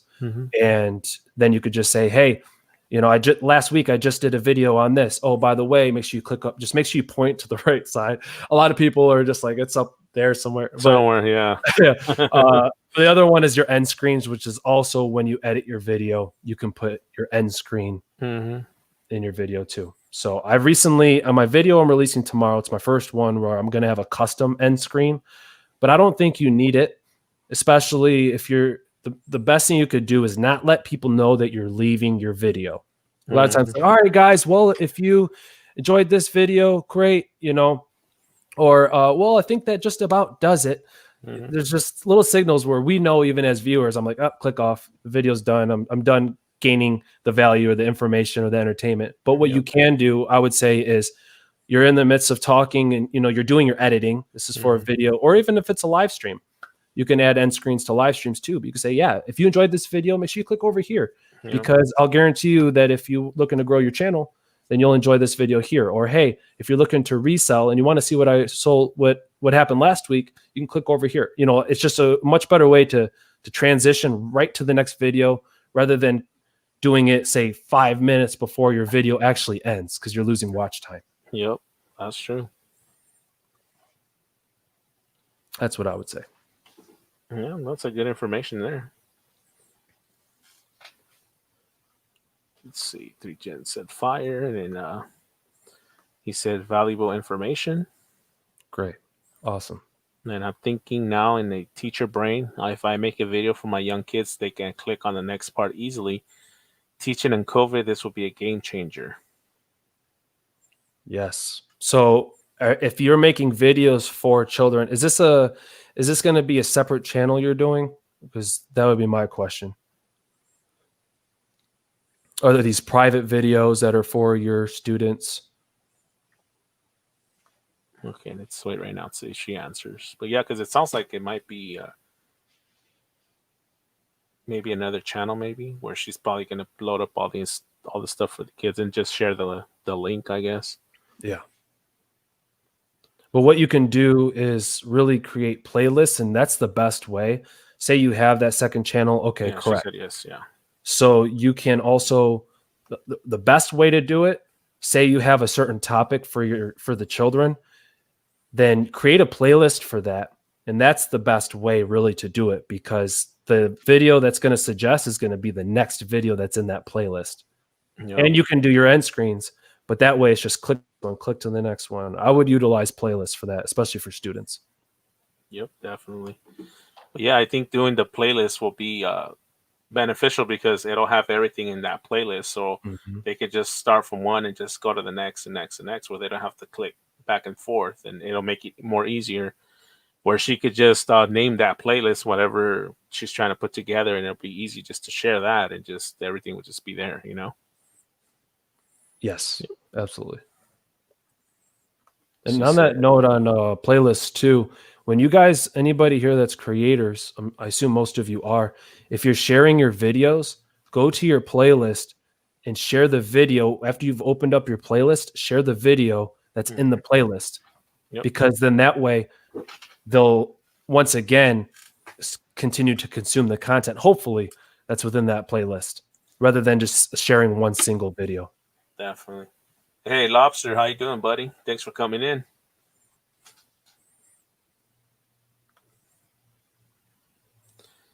She said, smart, my whole day could be laid out for my virtual learners. Right on. That is awesome. Yeah, any way that I can help. Yeah, that's awesome. I mean, I think that's a good way to put everything that she's trying to do. It'll make it more easier on the students too. So Yes. Definitely, it's the right way to do it. Yeah, YouTube can be utilized, and utilizing YouTube as well for your live streams or talking to your students. StreamYard, Melon app that I use, but it doesn't matter either way.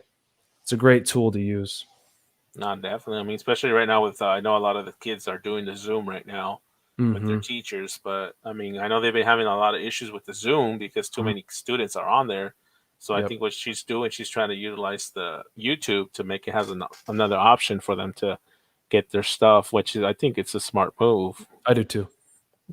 Because I think YouTube could handle more of the,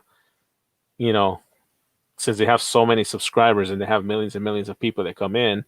Whereas for Zoom, they're no more for like meetings and stuff. So right now they're getting all flooded with all the students and teachers, and I think it's kind of overwhelming their servers, because I know my kids have had issues with the Zoom this week where they couldn't even do it, and the teacher just said, "You know what? That's it. We'll resume class tomorrow." Yeah. So yeah.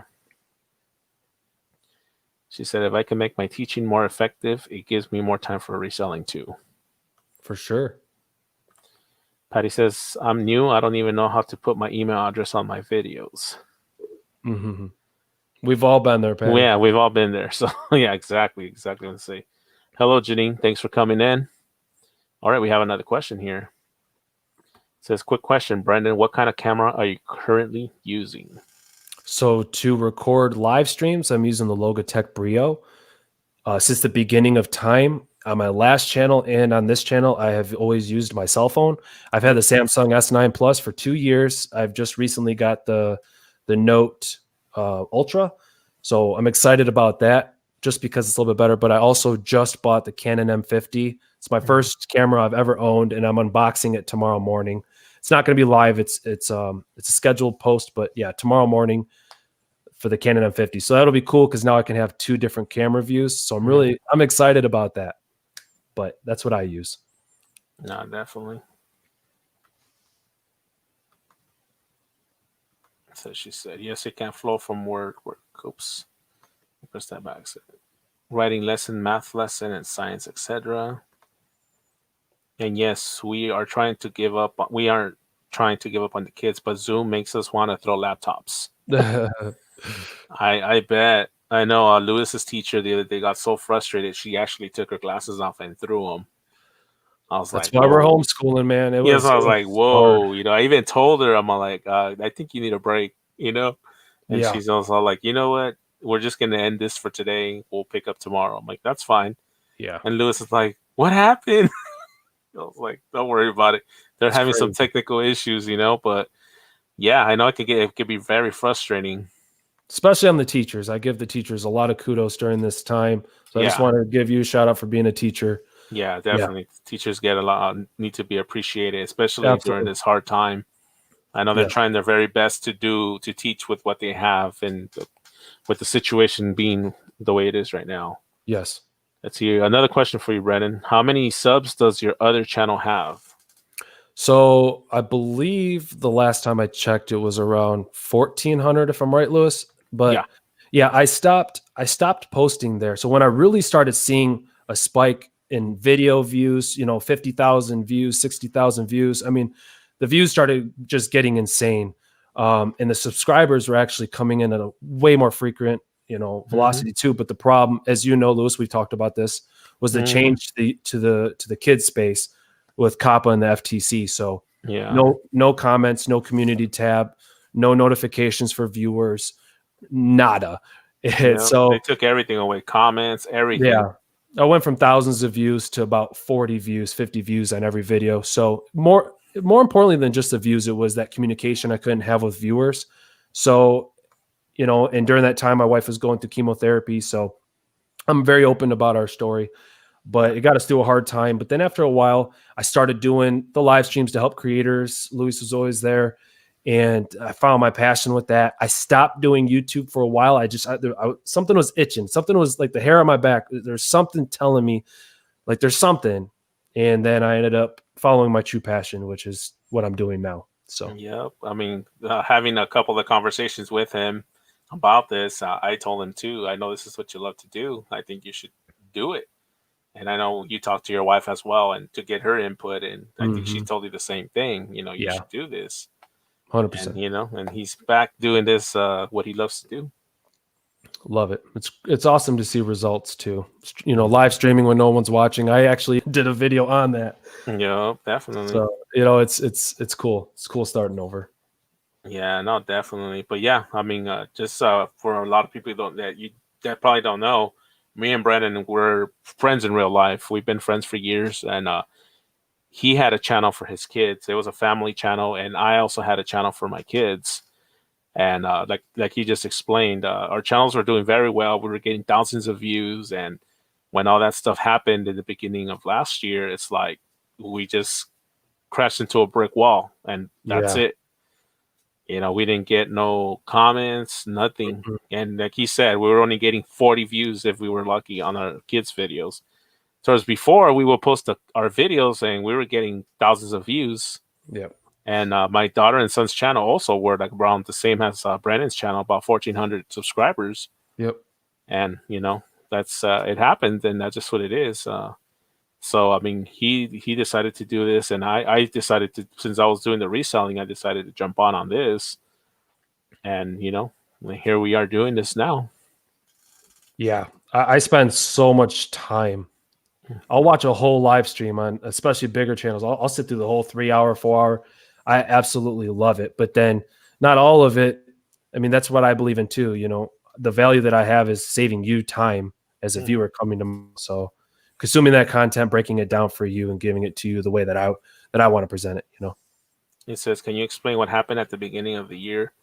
Well, it's what Brandon was saying. For the kids channels, the FTC and a couple other organizations were suing YouTube, Hmm. and they were saying that if they didn't limit it, all the kids content, like all the children's YouTube, that they were going to get sued and possibly even shut down YouTube, from what we understood.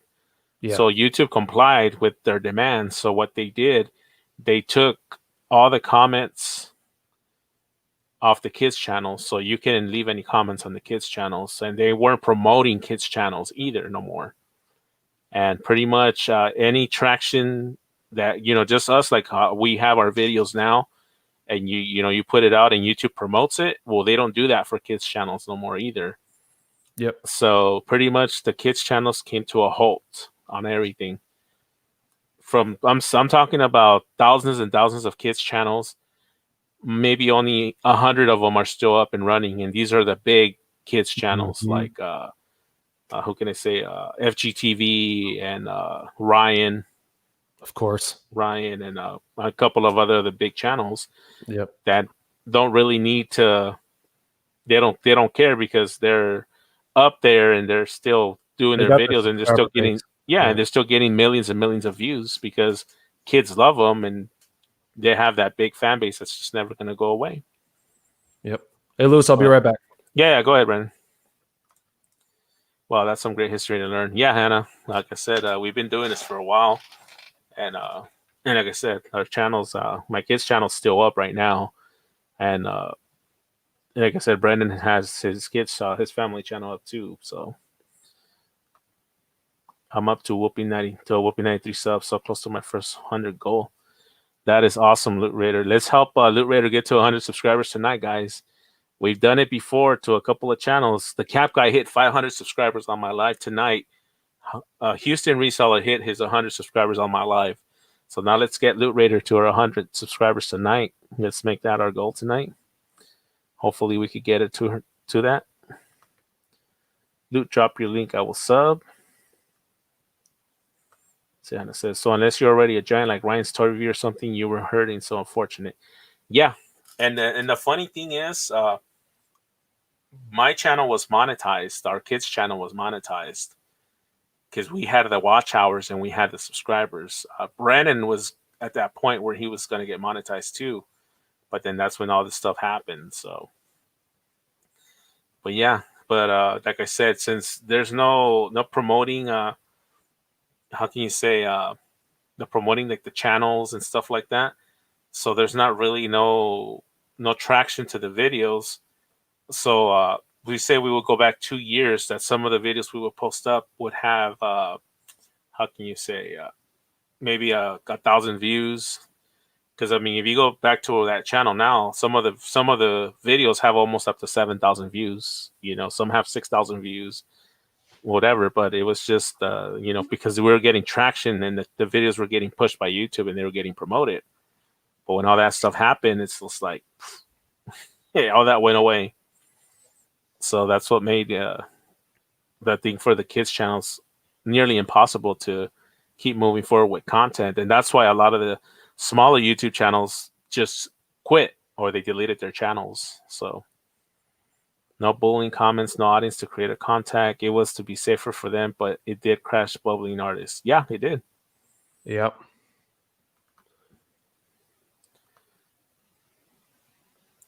Post your links to the Raider. Let's see. And that's why I'm mentioning all my videos. Yes, because we had issues with people. Private too. I will send that to you, Janine, right now when I'm done with my live. I'll get those for you. I have your email, so I'll email that information for you. Post your kids' channels too, Luis. I'll follow you, and my son will watch them. Yeah, I'll post it. But like I said, we haven't had any content, and I don't even know how long. It's so hard leaving that behind. It was so much fun. Yeah. And then the thing that hurts the most is that my kids always tell me, Dad, when are we going to make another video for our channel? Or when are we going to do this? And it's like, oh, man. I tell my kids they just don't do it anymore. Yeah. I was like, oh, it's for adults now. But yeah. That was really for my first auction. I have my first solo auction on Monday. That's awesome, Loot Raider. Congratulations. So we'll be there. No pressure, no pressure. For North said, yeah, a ton of channels got burned. Yep.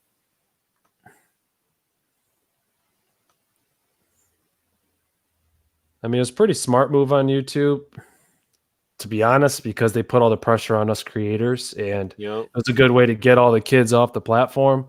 I mean, the job, it worked, and to say that we're going to be charged $40,000+ per video. Yeah, if we didn't do it, yep. If you didn't market for kids, or we got fined. Yeah. That Ryan kid, I don't know what kind of crack he has the viewers on. My students, that all they want to watch. Well, you know what? Yeah, I understand the kids watch Ryan and they love Ryan, but it's just, I think the reason he became so popular is just the marketing. He was marketed everywhere when he came out. The timing was timing. Yeah, it was perfect timing. His parents are so smart. They're geniuses. Yeah. Oh, yeah. Got to give them credit. Yeah, I mean, I know after the 2 or 3 years they were on YouTube, the dad stopped working full time, and he was dedicated to the doing the YouTube Mm. full time. So, I mean, they were making so much revenue off the videos. I mean, they were getting millions of views. So, Yeah. And that's a good example too, is you have a channel like Ryan. So then everybody is like, well, we could be like Ryan. And even I thought the same thing. I'm like, well, if Ryan's doing it, we can do it. And while that's true, there's always going to be Ryan. When you think of kids' toys, you think of Ryan. yeah, Yeah. exactly. Yeah. Anna says we do love FGTV and Think Yes. Noodles. Not laughing out loud, but yes, Loot Raider Ryan's channel is something else. Yeah. Oh, and Luis, I got my mystery boxes. We need to schedule my unboxing with you. Yeah, definitely. Just let me know when you got some time, and we'll do it. Let's say to Clay.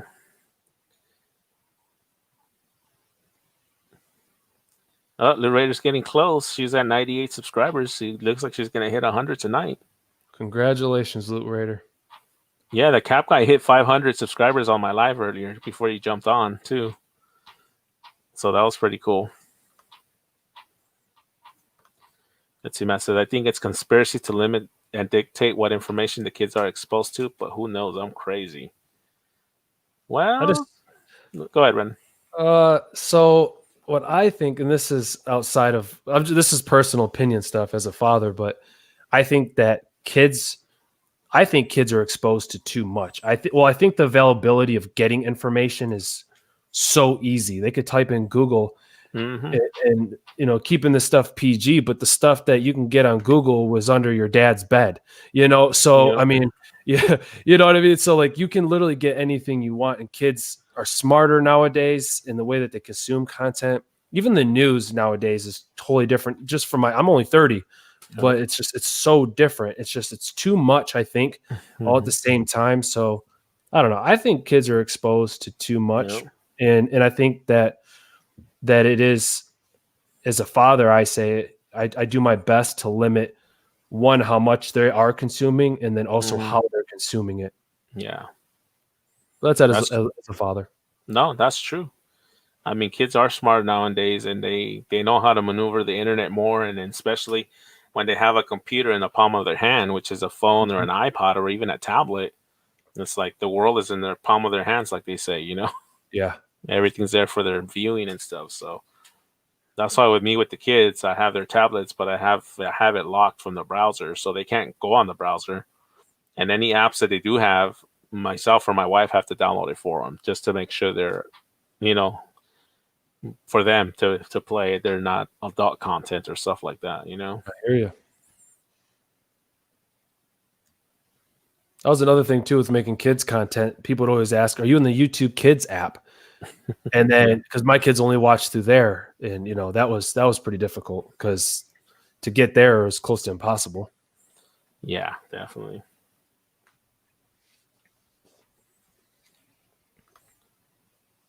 To watch auctions for you tomorrow. Yeah, definitely, Janine. I know he's gonna have a big auction tomorrow. The rear says 21st century parenting golden rule. Yeah, definitely. But like I said, it's just we just have to be on top of it as parents. We just got to be on top of all that stuff, just for the safety of our kids. They shouldn't be seeing things that they're not appropriate, at least not at their age yet. Agreed, man. Yep.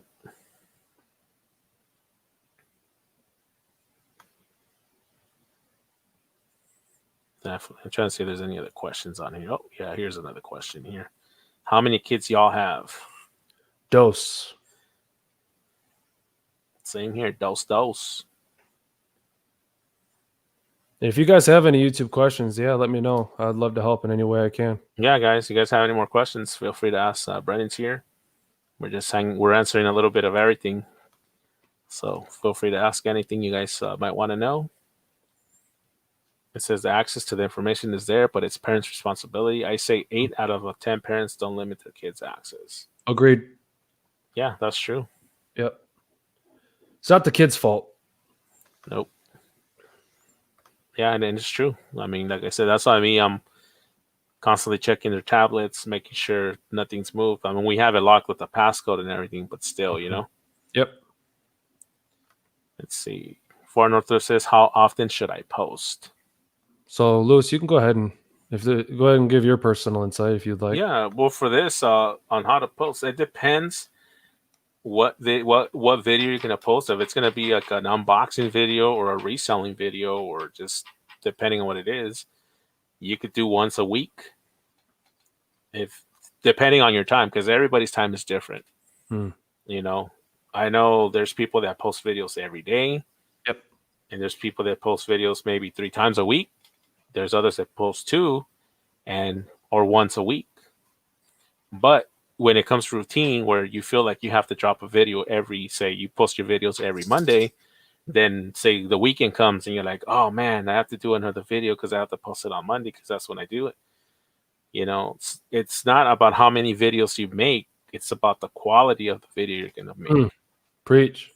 You know, and that's what one thing that I know me and Brendan have talked a lot about this. It's not just putting a video together and putting it out there just to put it out.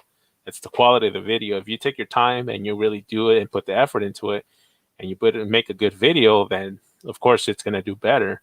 But if you're just putting out videos just to put out videos, then you'll see the difference where some videos are doing, say, 300-400 views towards another video might be only 20 views, 30 views. Then obviously there you'll have the comparison of, okay, this video is doing good and I'm getting good views, I'm getting good comments, but what's going on with this one? Yeah, I agree with that 100%. And if you think about it, now I know somebody mentioned this earlier, and this is my opinion. Okay. Now, if you're going live every single day, is it going to be as impactful as if you're going live twice a week, giving people something to look forward to? You also working on your SEO for those videos. I talk about all this stuff on my channel, but working on your thumbnails, your SEO, you're working on what you're going to say in your live stream, key points to, and this doesn't just pertain to me because I'm a tutorial type channel, but say you have a certain layout even for your auction. Yeah. And the way that you're presenting yourself in the beginning, getting people's attention in the beginning. So I would say that posting at least once a week to keep your consistency, but maybe the better you get in the less time, because the more you post, the less time you're going to spend on your SEO, your thumbnails, your description, your tags. You'll spend less time. And when you can do that and you're not using so much of your own time, then start maybe doing twice a week. But most channels that have grown to be huge, they usually say the same thing. I knew it was going to kill me, but I still posted every single day for a year straight. They'll tell you what that does to their mental health. And then that's where we rely on Peter, right? But I think that posting at least once a week, and just like Lewis said, depending on the content, if you're doing YouTube shorts, it does not matter. You could post 50 YouTube shorts in one day. That does not do anything. Just don't post a YouTube shorts video after you post a regular video. If you do it the other way around, that's okay. But if you do a shorts video, then post a regular video. But YouTube's going to stop gathering that data on your regular video if you post a shorts video after it. So I would wait 48 hours. But yep. It's like Tommy Bernhardt said, the more gap between videos, the more quality there has to be. True. Yep. And the more quality you have to offer, the more value that they get, the more inclined they're going to be to hit the subscribe button and especially click to the next video, which then sends alerts to YouTube, and they're going to continue pushing your content out there. Yep. And Tommy has a great channel, so he knows what he's doing. He has a great channel, so definitely.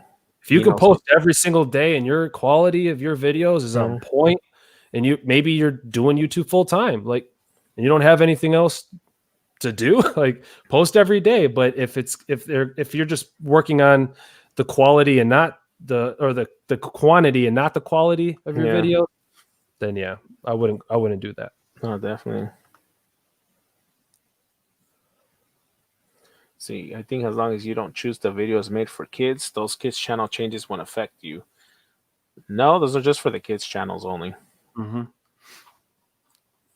Because I know it asks you when you're going to post a video if the content's made for children or not. So, as in when you're posting it. Yeah. So she asking what time to post? Let's see. Let me put it back up here. Not 100% sure, but I think that's correct. This video is made for kids. Those kids' channel changes won't affect you. I think as long as you don't choose. I see. Yeah. And on the note of when this, I know this isn't what Hannah's talking about, but Mhm. there's a question between how often you should post and then what times you should post. Mhm. And this is another reason I love Morning Fame, is because they have a publish your videos tab, or like what's the best time to publish your videos. And they don't do anything crazy. They just tell you what the results you got from, say you posted your video at 9 a.m. on Saturday. Mhm. It'll give you, say, a red mark if there Yep. wasn't good results. So if you are going live, there is in your analytics in the YouTube studio, there's a new metric that YouTube rolled out. As long as you've had your channel going for a while, there's a graph that'll show you the best time to go live. So I would check that out too. Yeah. Tommy said building your catalog properly also is huge. Consistent content is a must. If you do a food review one day and then how to change a car oil the next, YouTube will not know how to categorize you. That's what I was talking about earlier with mental health, and then looking at your reselling. So talking with Peter, everybody's going to do ultimately what they want to do. And Peter, especially with him, he just enjoys making content. And as long as he can help one person, but that's definitely, I agree with that too, is if somebody's think of the eyes of the viewer. If somebody is watching a video for that food review, and they're like, oh, cool, this is the best food review I've seen. And then the next video, like you said, is car oil. They're like, that's not what I came here for. Yeah. You're not only going to gain probably somebody who's going to unsubscribe, but also YouTube's not going to be able to push your content to the right audience. The sooner you can figure out your why and really focus on that, the better for your channel. Yep. I agree with Tommy. Yeah. Tommy hit the nail right on the head. Yeah. Man, we've been on for 2.5 hours already. Damn, that flew by fast. It did. That's crazy. I feel like we just started. Oh, man. Gotta love it. No, definitely.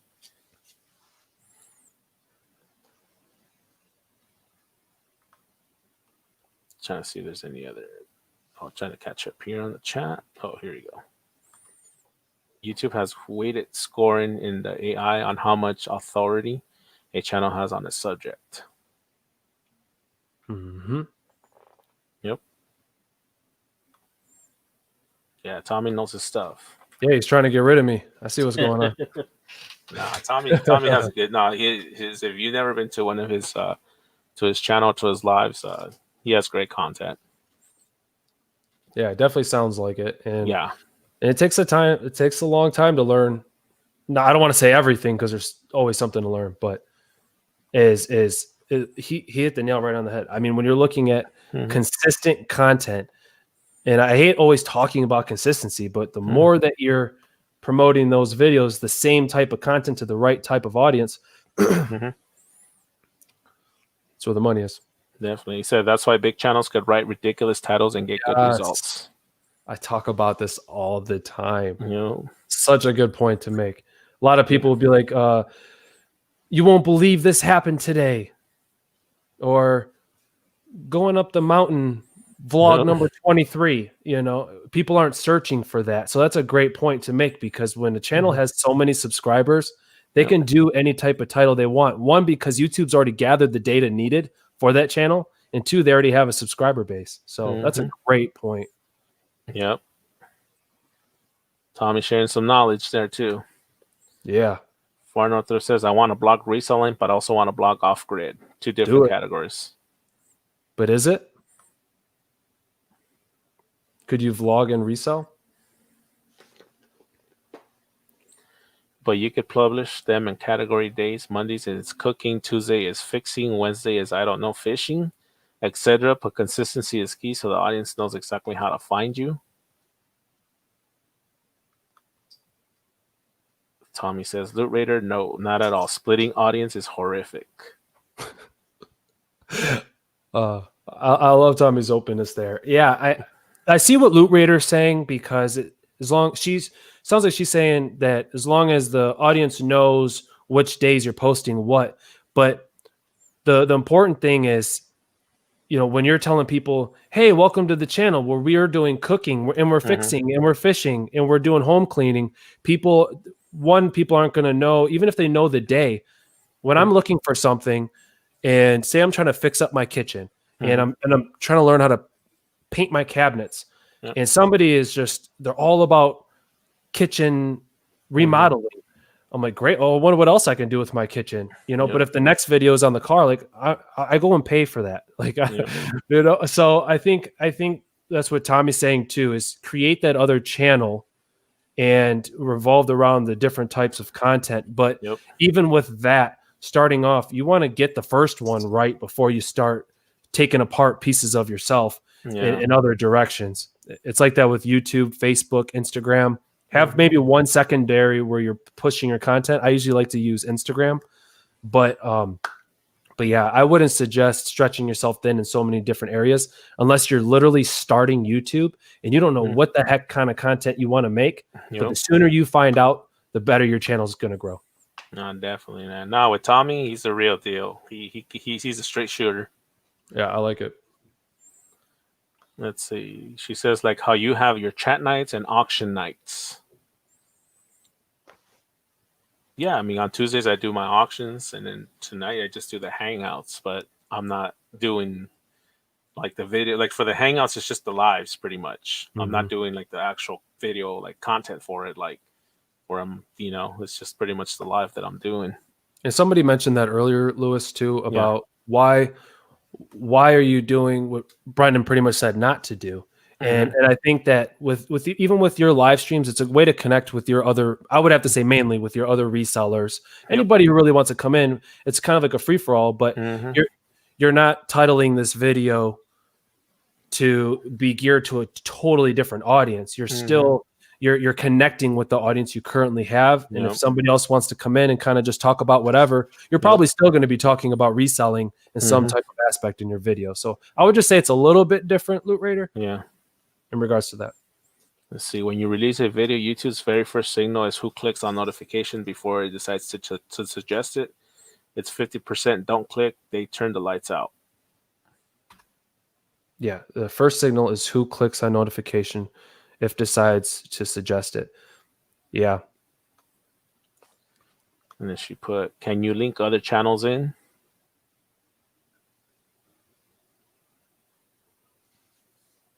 What does she mean by that? I don't know. Can you be more specific, Loot Raider, about what you're saying? Can you link the other channels? Are you talking about if you have separate channels, or? But the chat is about reselling. The auctions are reselling, and other videos discuss reselling. True. One subject. It does help us connect and hear how you built yourself up, what mistakes you made, and how to fix it. For sure. And I think it's cool too, because it does afford the opportunity for, say, someone like me to come on in, maybe somebody that's not familiar. Maybe I want to learn about reselling and maybe I want to come in here, but I think it just, what Lewis is doing too, is offering a good opportunity for people to get to know each other and also bring other channels in, or just people. Yep. Because it's not all about just specifically resellers. If you guys can get regular individuals in here who just want to have an awesome hangout, hopefully they'll enjoy Lewis and the person he is, and then maybe watch his actual reselling videos to hopefully get more money in his pocket. Yep, definitely. She says, like, have your other different category channels.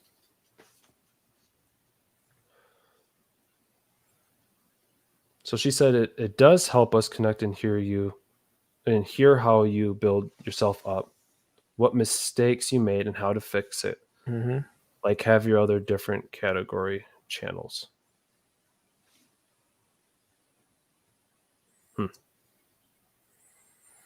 Yep, true. Yeah, either way, the more we can dial in on a certain niche, the better. Yeah, Tommy says, lives as of now are the worst way to grow a channel. I only do lives. It's terrible. It builds a different more, in my opinion. It's just how I like it. I know it destroys my growth. Yeah, so I've been talking about this pretty much since I came in here, but just specifically doing lives, I will agree. You're pretty much looking at almost a different type of algorithm. It can bring people in, but what are people searching for, typing in, that SEO, regular videos? You're right. Your growth is going to come from regular videos, and you're going to be feeding into that current audience through your live streams. So I feel like trying to find, it was brought up on, I don't think it was brought up here. I think it was brought up on my channel tonight when I went live, but finding those true followers and that's those, your true followers. That's a great way to do it, is live streams. It's capitalizing on your regular videos is what a live stream, I think, does. And that's why I love these Friday night hangouts, because you may come here for reselling, but now you get to know Lewis and his community and feel like you're part of a community. But if you're doing that solely just in live streams, I do agree that you're not going to get anywhere near as much growth if you're, one, not doing YouTube shorts right now, and two, making normal videos. Yep. Definitely. But I'm set on that. I got to do some baby steps, but I like to see the end game goal. Like, yeah, for goals, I would say be smart, and that's specific, measurable, attainable, relatable, and then you have your time specific. So just setting goals that just aren't crazy. If I want 10,000 subscribers, but if we have different types of goals, like making those 1% changes, I would just say it helps, because if you're like, all right, well, I'm not asking people to subscribe to my videos, well, then start doing that. I'm not really familiar with end screens. Well, then try that later, and making those small improvements for your goals. But don't let them just be subscriber counts. I promise you're not going to get anything out of it.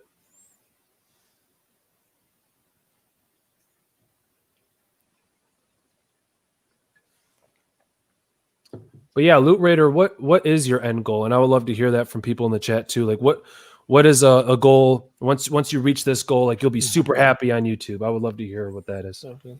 Tommy says there's no replay value in lives, and generally no searchable or trending topic. The proper way is to yank it down after and chop it into highlights or clips that are searchable. Or YouTube Shorts. Yes. Yep. Yes. And especially if you guys are resellers and you're always doing auctions, that is true. Putting some value in there, maybe outside of just a regular auction, either helping other resellers or whatever it is. But I do agree once again. Definitely. All right, Lewis and Brendan, it's been fun. I'm going to hit the hay. See you tomorrow. Cali Reseller Luis. Check out my live tomorrow. Yeah, I'll be on the Houston Resellers channel tomorrow. We're going to do an eBay versus Mercari thing, so make sure you guys tune in for that tomorrow. Yeah, Houston Reseller, when you wake up, we'll still be here. Me and Lewis are doing all-nighter. I know, right?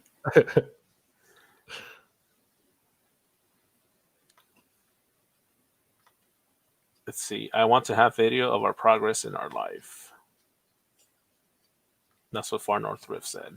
I want to have a video of our progress in life. So, is that...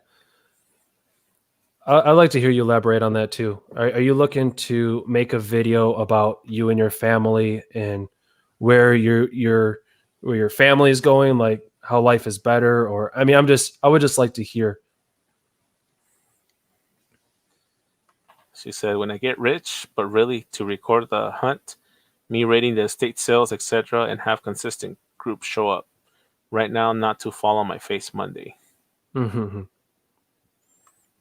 And Houston Reseller says, yeah, we've gone till 3 a.m. Yeah, we've been on here late before. It's crazy. I don't have a goal. I just really enjoy the creative process, 3Gen says.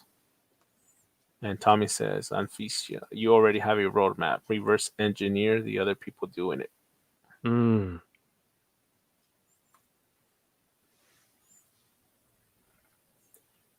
Yeah, awesome. Yeah, a lot of good information being shared tonight. I'm happy to be here. You know me, man, anytime. And yeah, I would just say, on the note of goals, just having ones that aren't too far out there, but maybe don't let goals always be about subscribers and views, because like Tim Schmoyer said one time, it was a video I'll never forget. It was actually a podcast I listened to a couple years back, where he was able to get over $10,000 a month with around 1,000 subscribers. Wow. And he's focusing on those true followers. So I've never forgotten that, because when he told me he had 1,000 subscribers and he's making that amount of money, to me, it's all I'm going to focus on is value and getting content out the quicker as possible without confusing people, Yep. and just pushing out the best content possible. Because if you can do that with 1,000, any of us can too, especially if you want to do this full time. Definitely. Hello, Hot Mess Thrifter. Thanks for coming in. Let's see. Farno says, see, but don't want to think about it too much. So I just want to blog it all. And Tommy says, Alaska living is a fascinating topic. You will crush it when you're ready. For sure. It's great. And I know you said not all lives, but your lives are so helpful because we can ask in the moment questions. Yep. Yeah, that's what these lives are for. I love live streaming. I do. Yep. Yeah. I do. You get to interact with everybody, and then you have a question, you can shoot it and you'll get an answer for it.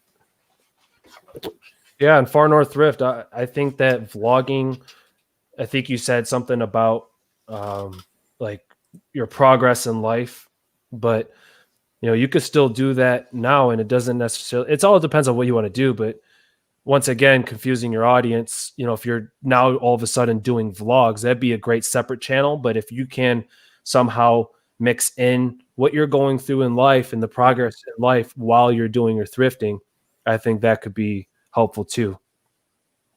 Yep, definitely. Angie had a recommendation for Loot Raider. She said to stop bouncing your feet in your streams. It's hard to watch as you are nervous bouncing your legs. Just constructive criticism. Both my mom and I noticed it when we watched you.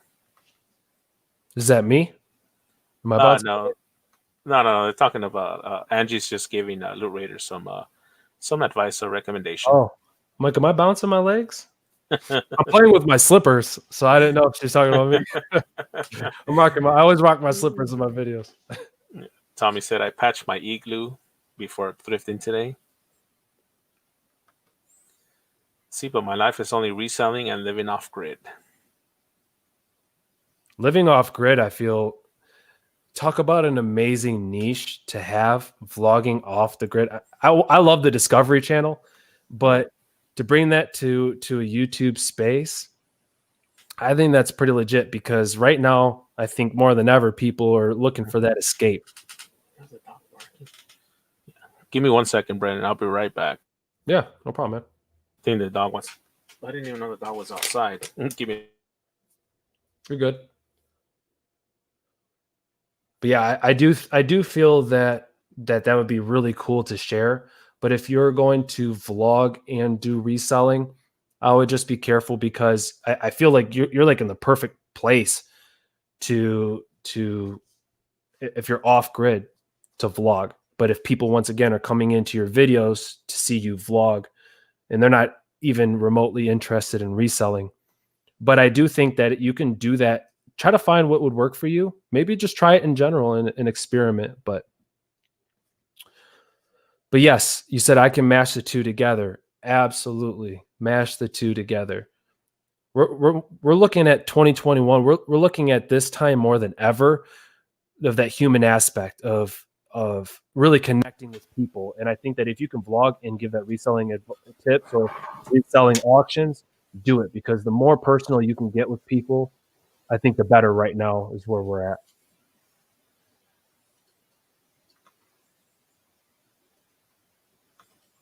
Living off grid is a huge thing on YouTube. Yeah, I feel like that's just such a cool topic right now. If you can paint, if you're doing mental health, if you can do off grid, just sharing that experience, that's cool. Tommy says you will lose retention. People will leave when talking about parts they don't like.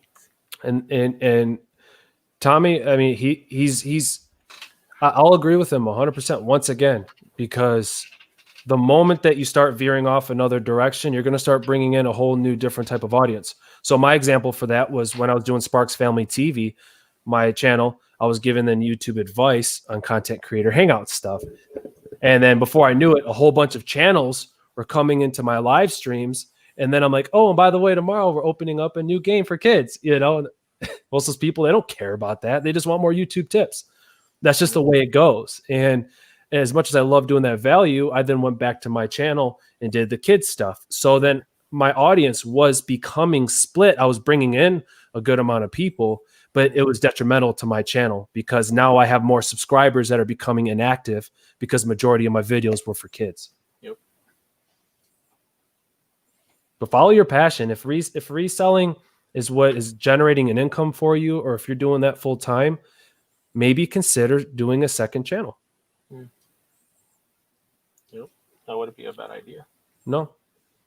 But I would learn the ins and outs on your current channel, and I think that would be a really good idea. Yep. Is learn the ins and outs of YouTube and then start that secondary. Yeah. See, Tommy said it's so critical to keep people engaged. Off-grid people may have some crossover, but 100% of your viewership needs to be interested in the whole video, not part of it, or it dies. Yeah, I think it can go either way. It's either one, you're looking to just get away and find this peaceful. Look at Asmer, but if you see somebody off grid, I do agree that it would be you're going to have to want to keep people engaged. That's in any video, but it's a cool niche, I think. Yeah, it's interesting. Yeah, it is. It's really interesting.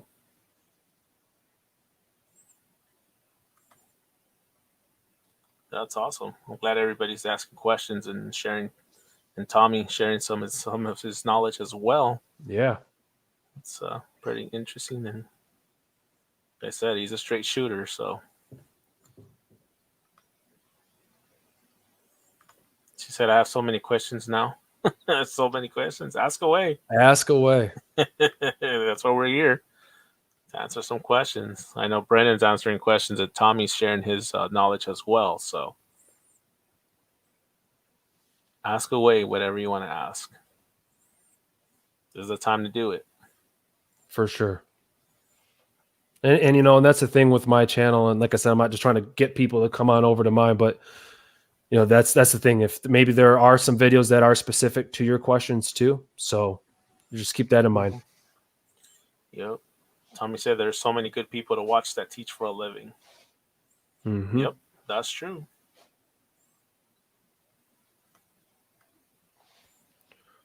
I'm trying to make sure I'm not kicking my legs. So they don't see you doing this. I'm playing with my slippers. I'm really trying. Now I'm thinking about it. I know. So they don't see you doing this. Yeah. I'm doing this. Oh man, that's funny. Yep. Let's see. Reselling is a huge part of my life, so I just don't know how I will separate the two. Well, I think it's a mix between doing what you know and then following your passion. Yep. So it depends. If you just want to do it as an experiment and just vlog and just to get your creative side out there and not worry about the SEO and all this other stuff, then I mean, it doesn't hurt, but I'm all about passion. Yeah, I loved making kids videos. I was generating revenue from making kids videos. The FTC and COPPA thing we talked about earlier was more of a cherry on top for me because, you know, my wife was in remission. So everything kind of changed, but my passion really, I never really knew it until I started going live and doing that. So if you got the time to do it, definitely do it. Yep. But she said, I just don't know how I will separate the two. So if you can find a way to intertwine that with your current channel, that is money. There's nothing wrong with, say, mixing niches if it's still going to the right intended audience. If you're mainly doing vlogging because you travel, your travel vlog, and then you're like, oh, by the way, it's Friday, let's resell. Now you're reaching out to a whole different audience. But if you can try to mix the two in a unique way.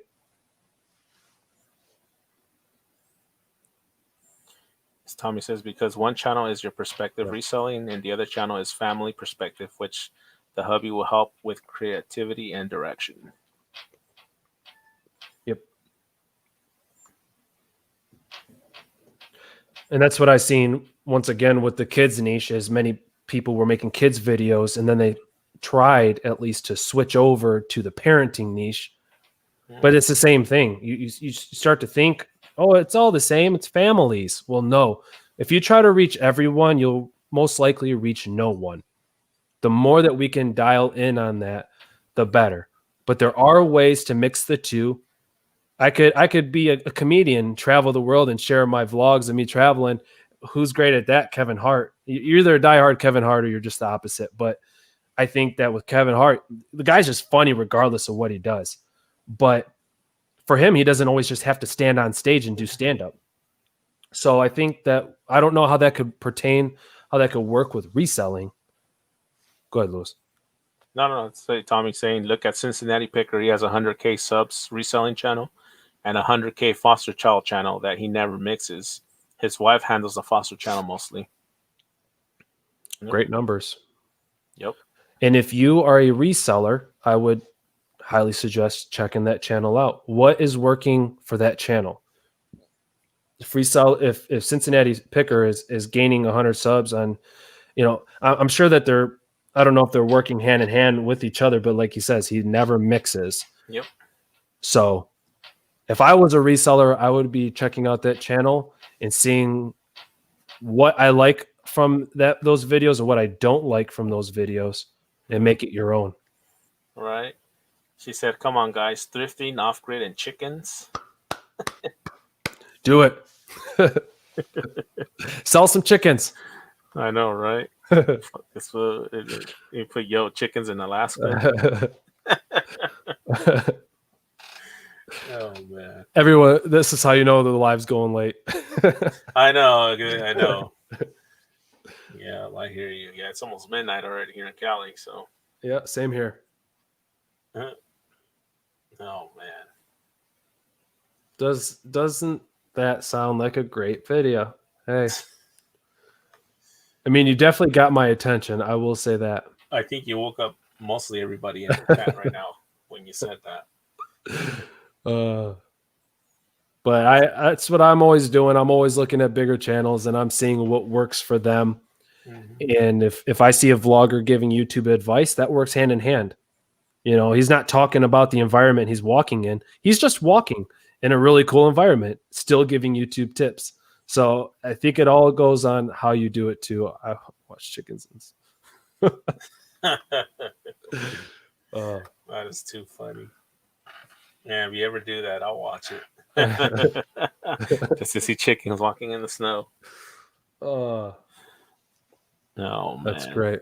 Hey, Lewis, man, I appreciate you having me on here. And yeah, if anybody is looking for YouTube tips, I'm always here to help. But you're a friend of mine, and I know you're still doing your thing here. So I just want to say thank you for taking the time having me on here. No, anytime, Brendan. You know it. All right, brother. I'll talk to you. All right, brother. Take care, man. You too. All right, bye.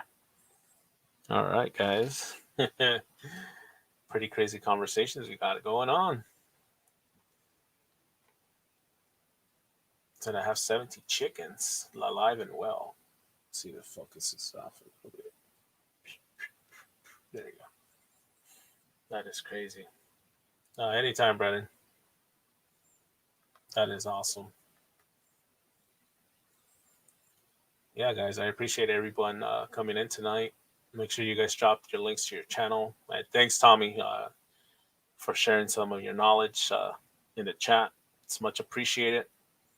And your wrench, so if you want to drop any links, feel free to do so.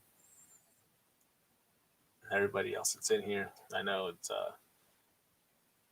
there's a little bit of everything tonight, but that's how we do it here on the channel, man. We talk about anything and everything, and that's what the Friday Night Hangout's all about.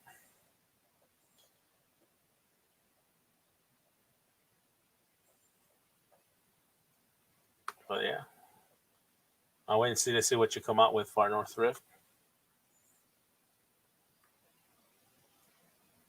It's funny with the chickens. I remember my grandma had a couple of chickens when we were kids, and they had four chickens and one rooster.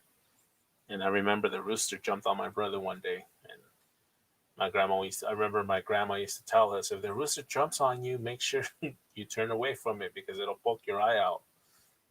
Because I guess if he felt that the chickens were going to be threatened, of course, it's his job to protect them. So, yeah, I know when you brought that, it just brought that memory back.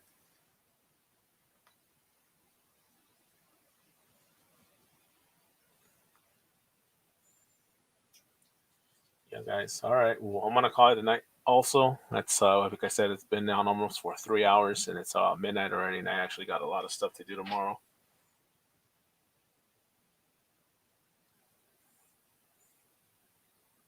And she says, "Well, I was blogging everything, but y'all don't like that." No, no one said that we don't like that Far North Thrift. I mean, when Brendan was just sharing some information, and so was Tommy about all this stuff.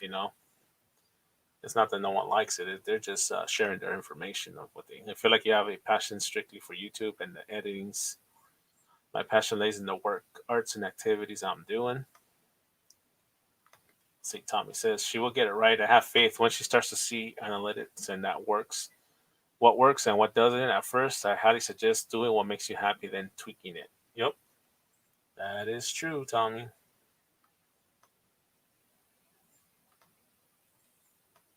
Yep,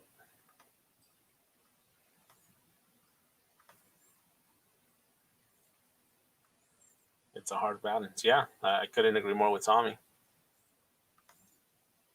Amber says she's subscribed to you, Loot Raider.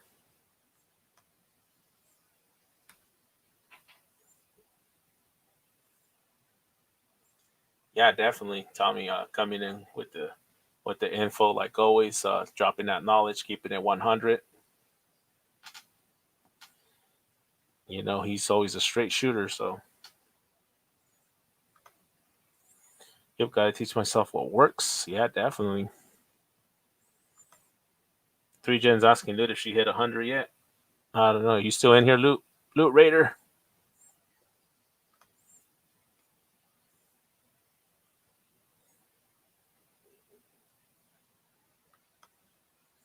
That's why I don't edit. It's a time sink. Yeah, you're right, Tommy. You are right on that.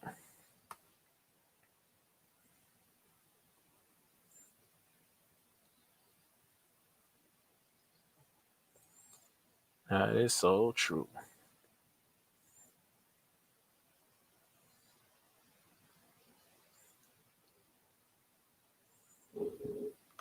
She says that I actually like the editing part. Yeah, I mean the editing, it's you can do. It's time consuming, so yeah, it could be fun, of course, but it is time consuming, definitely.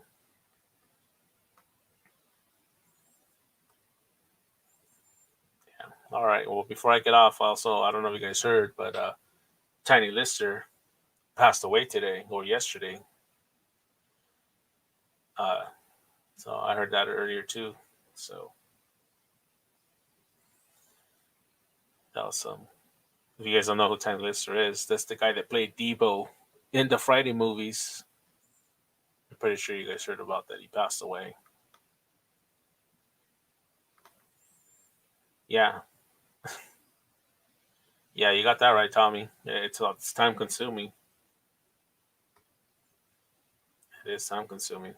Adding 3 to 4 hours a day and resell full time, yeah, definitely. It would have to be one or the other, but I mean you could do both, but it's just time consuming.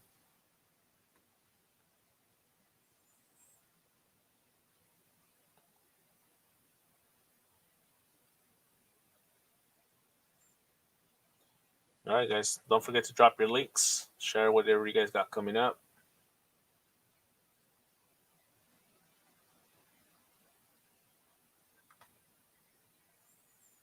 Yeah, yeah, exactly. That's what I was thinking too. There was a rumor about him that he had died a couple weeks ago, and then he actually did die, which is crazy. Yeah, they're saying that he passed away from COVID, but I don't know. Nowadays, anybody that dies, they say they die from COVID, even if they die from cancer. So, all right, peace. Gotta sleep. Gonna block my chickens and close all in the same video. Uh, Brendan says chicken power. There's far north. There's YouTube link. Oh man, yeah, they're too much. That's the thing. Keep focusing out. There you go. There you go. You got it. Yeah, you do.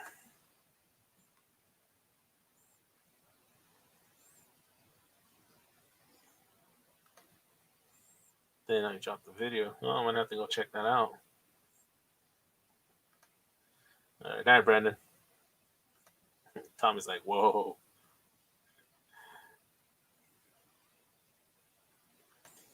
You should get some of the chicken sunglasses on Visa. I know, right? That'll be funny. That is awesome. All right, guys. So I'm gonna call it a night. Hope you guys have a great. Well, I'm gonna say Father's Day, rest of your Friday night, but it's already Saturday. Have a good Saturday, and if you guys are gonna go out sourcing and do it, make sure you're in sales. Hopefully, you guys are crushing the sales and doing what you do. And I will be back on tomorrow night. Not on my channel, but I'll be on the Houston Resellers channel on his live tomorrow night. So you guys have some time, swing by. Appreciate everybody coming in. Brandon and Tommy, Matt, Far North Thrift, 3Gen, and everybody else that Amber and Janine and everybody else that came in tonight. Appreciate it. You guys are awesome. So I'll see you guys back here on my channel live on Monday. On Monday for our Mindful Merchants.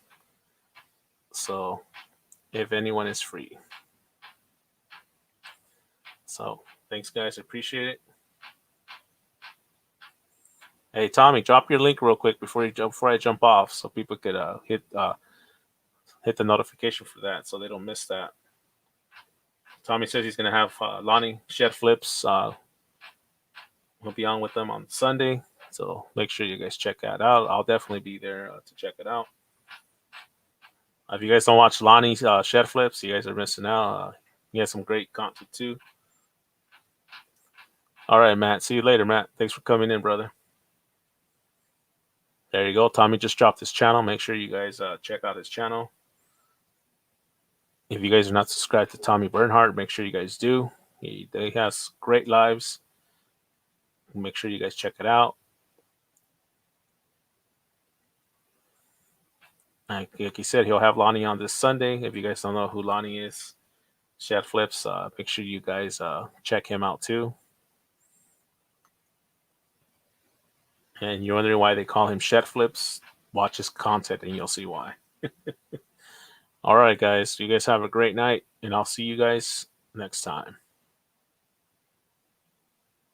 Yeah, Tommy is right.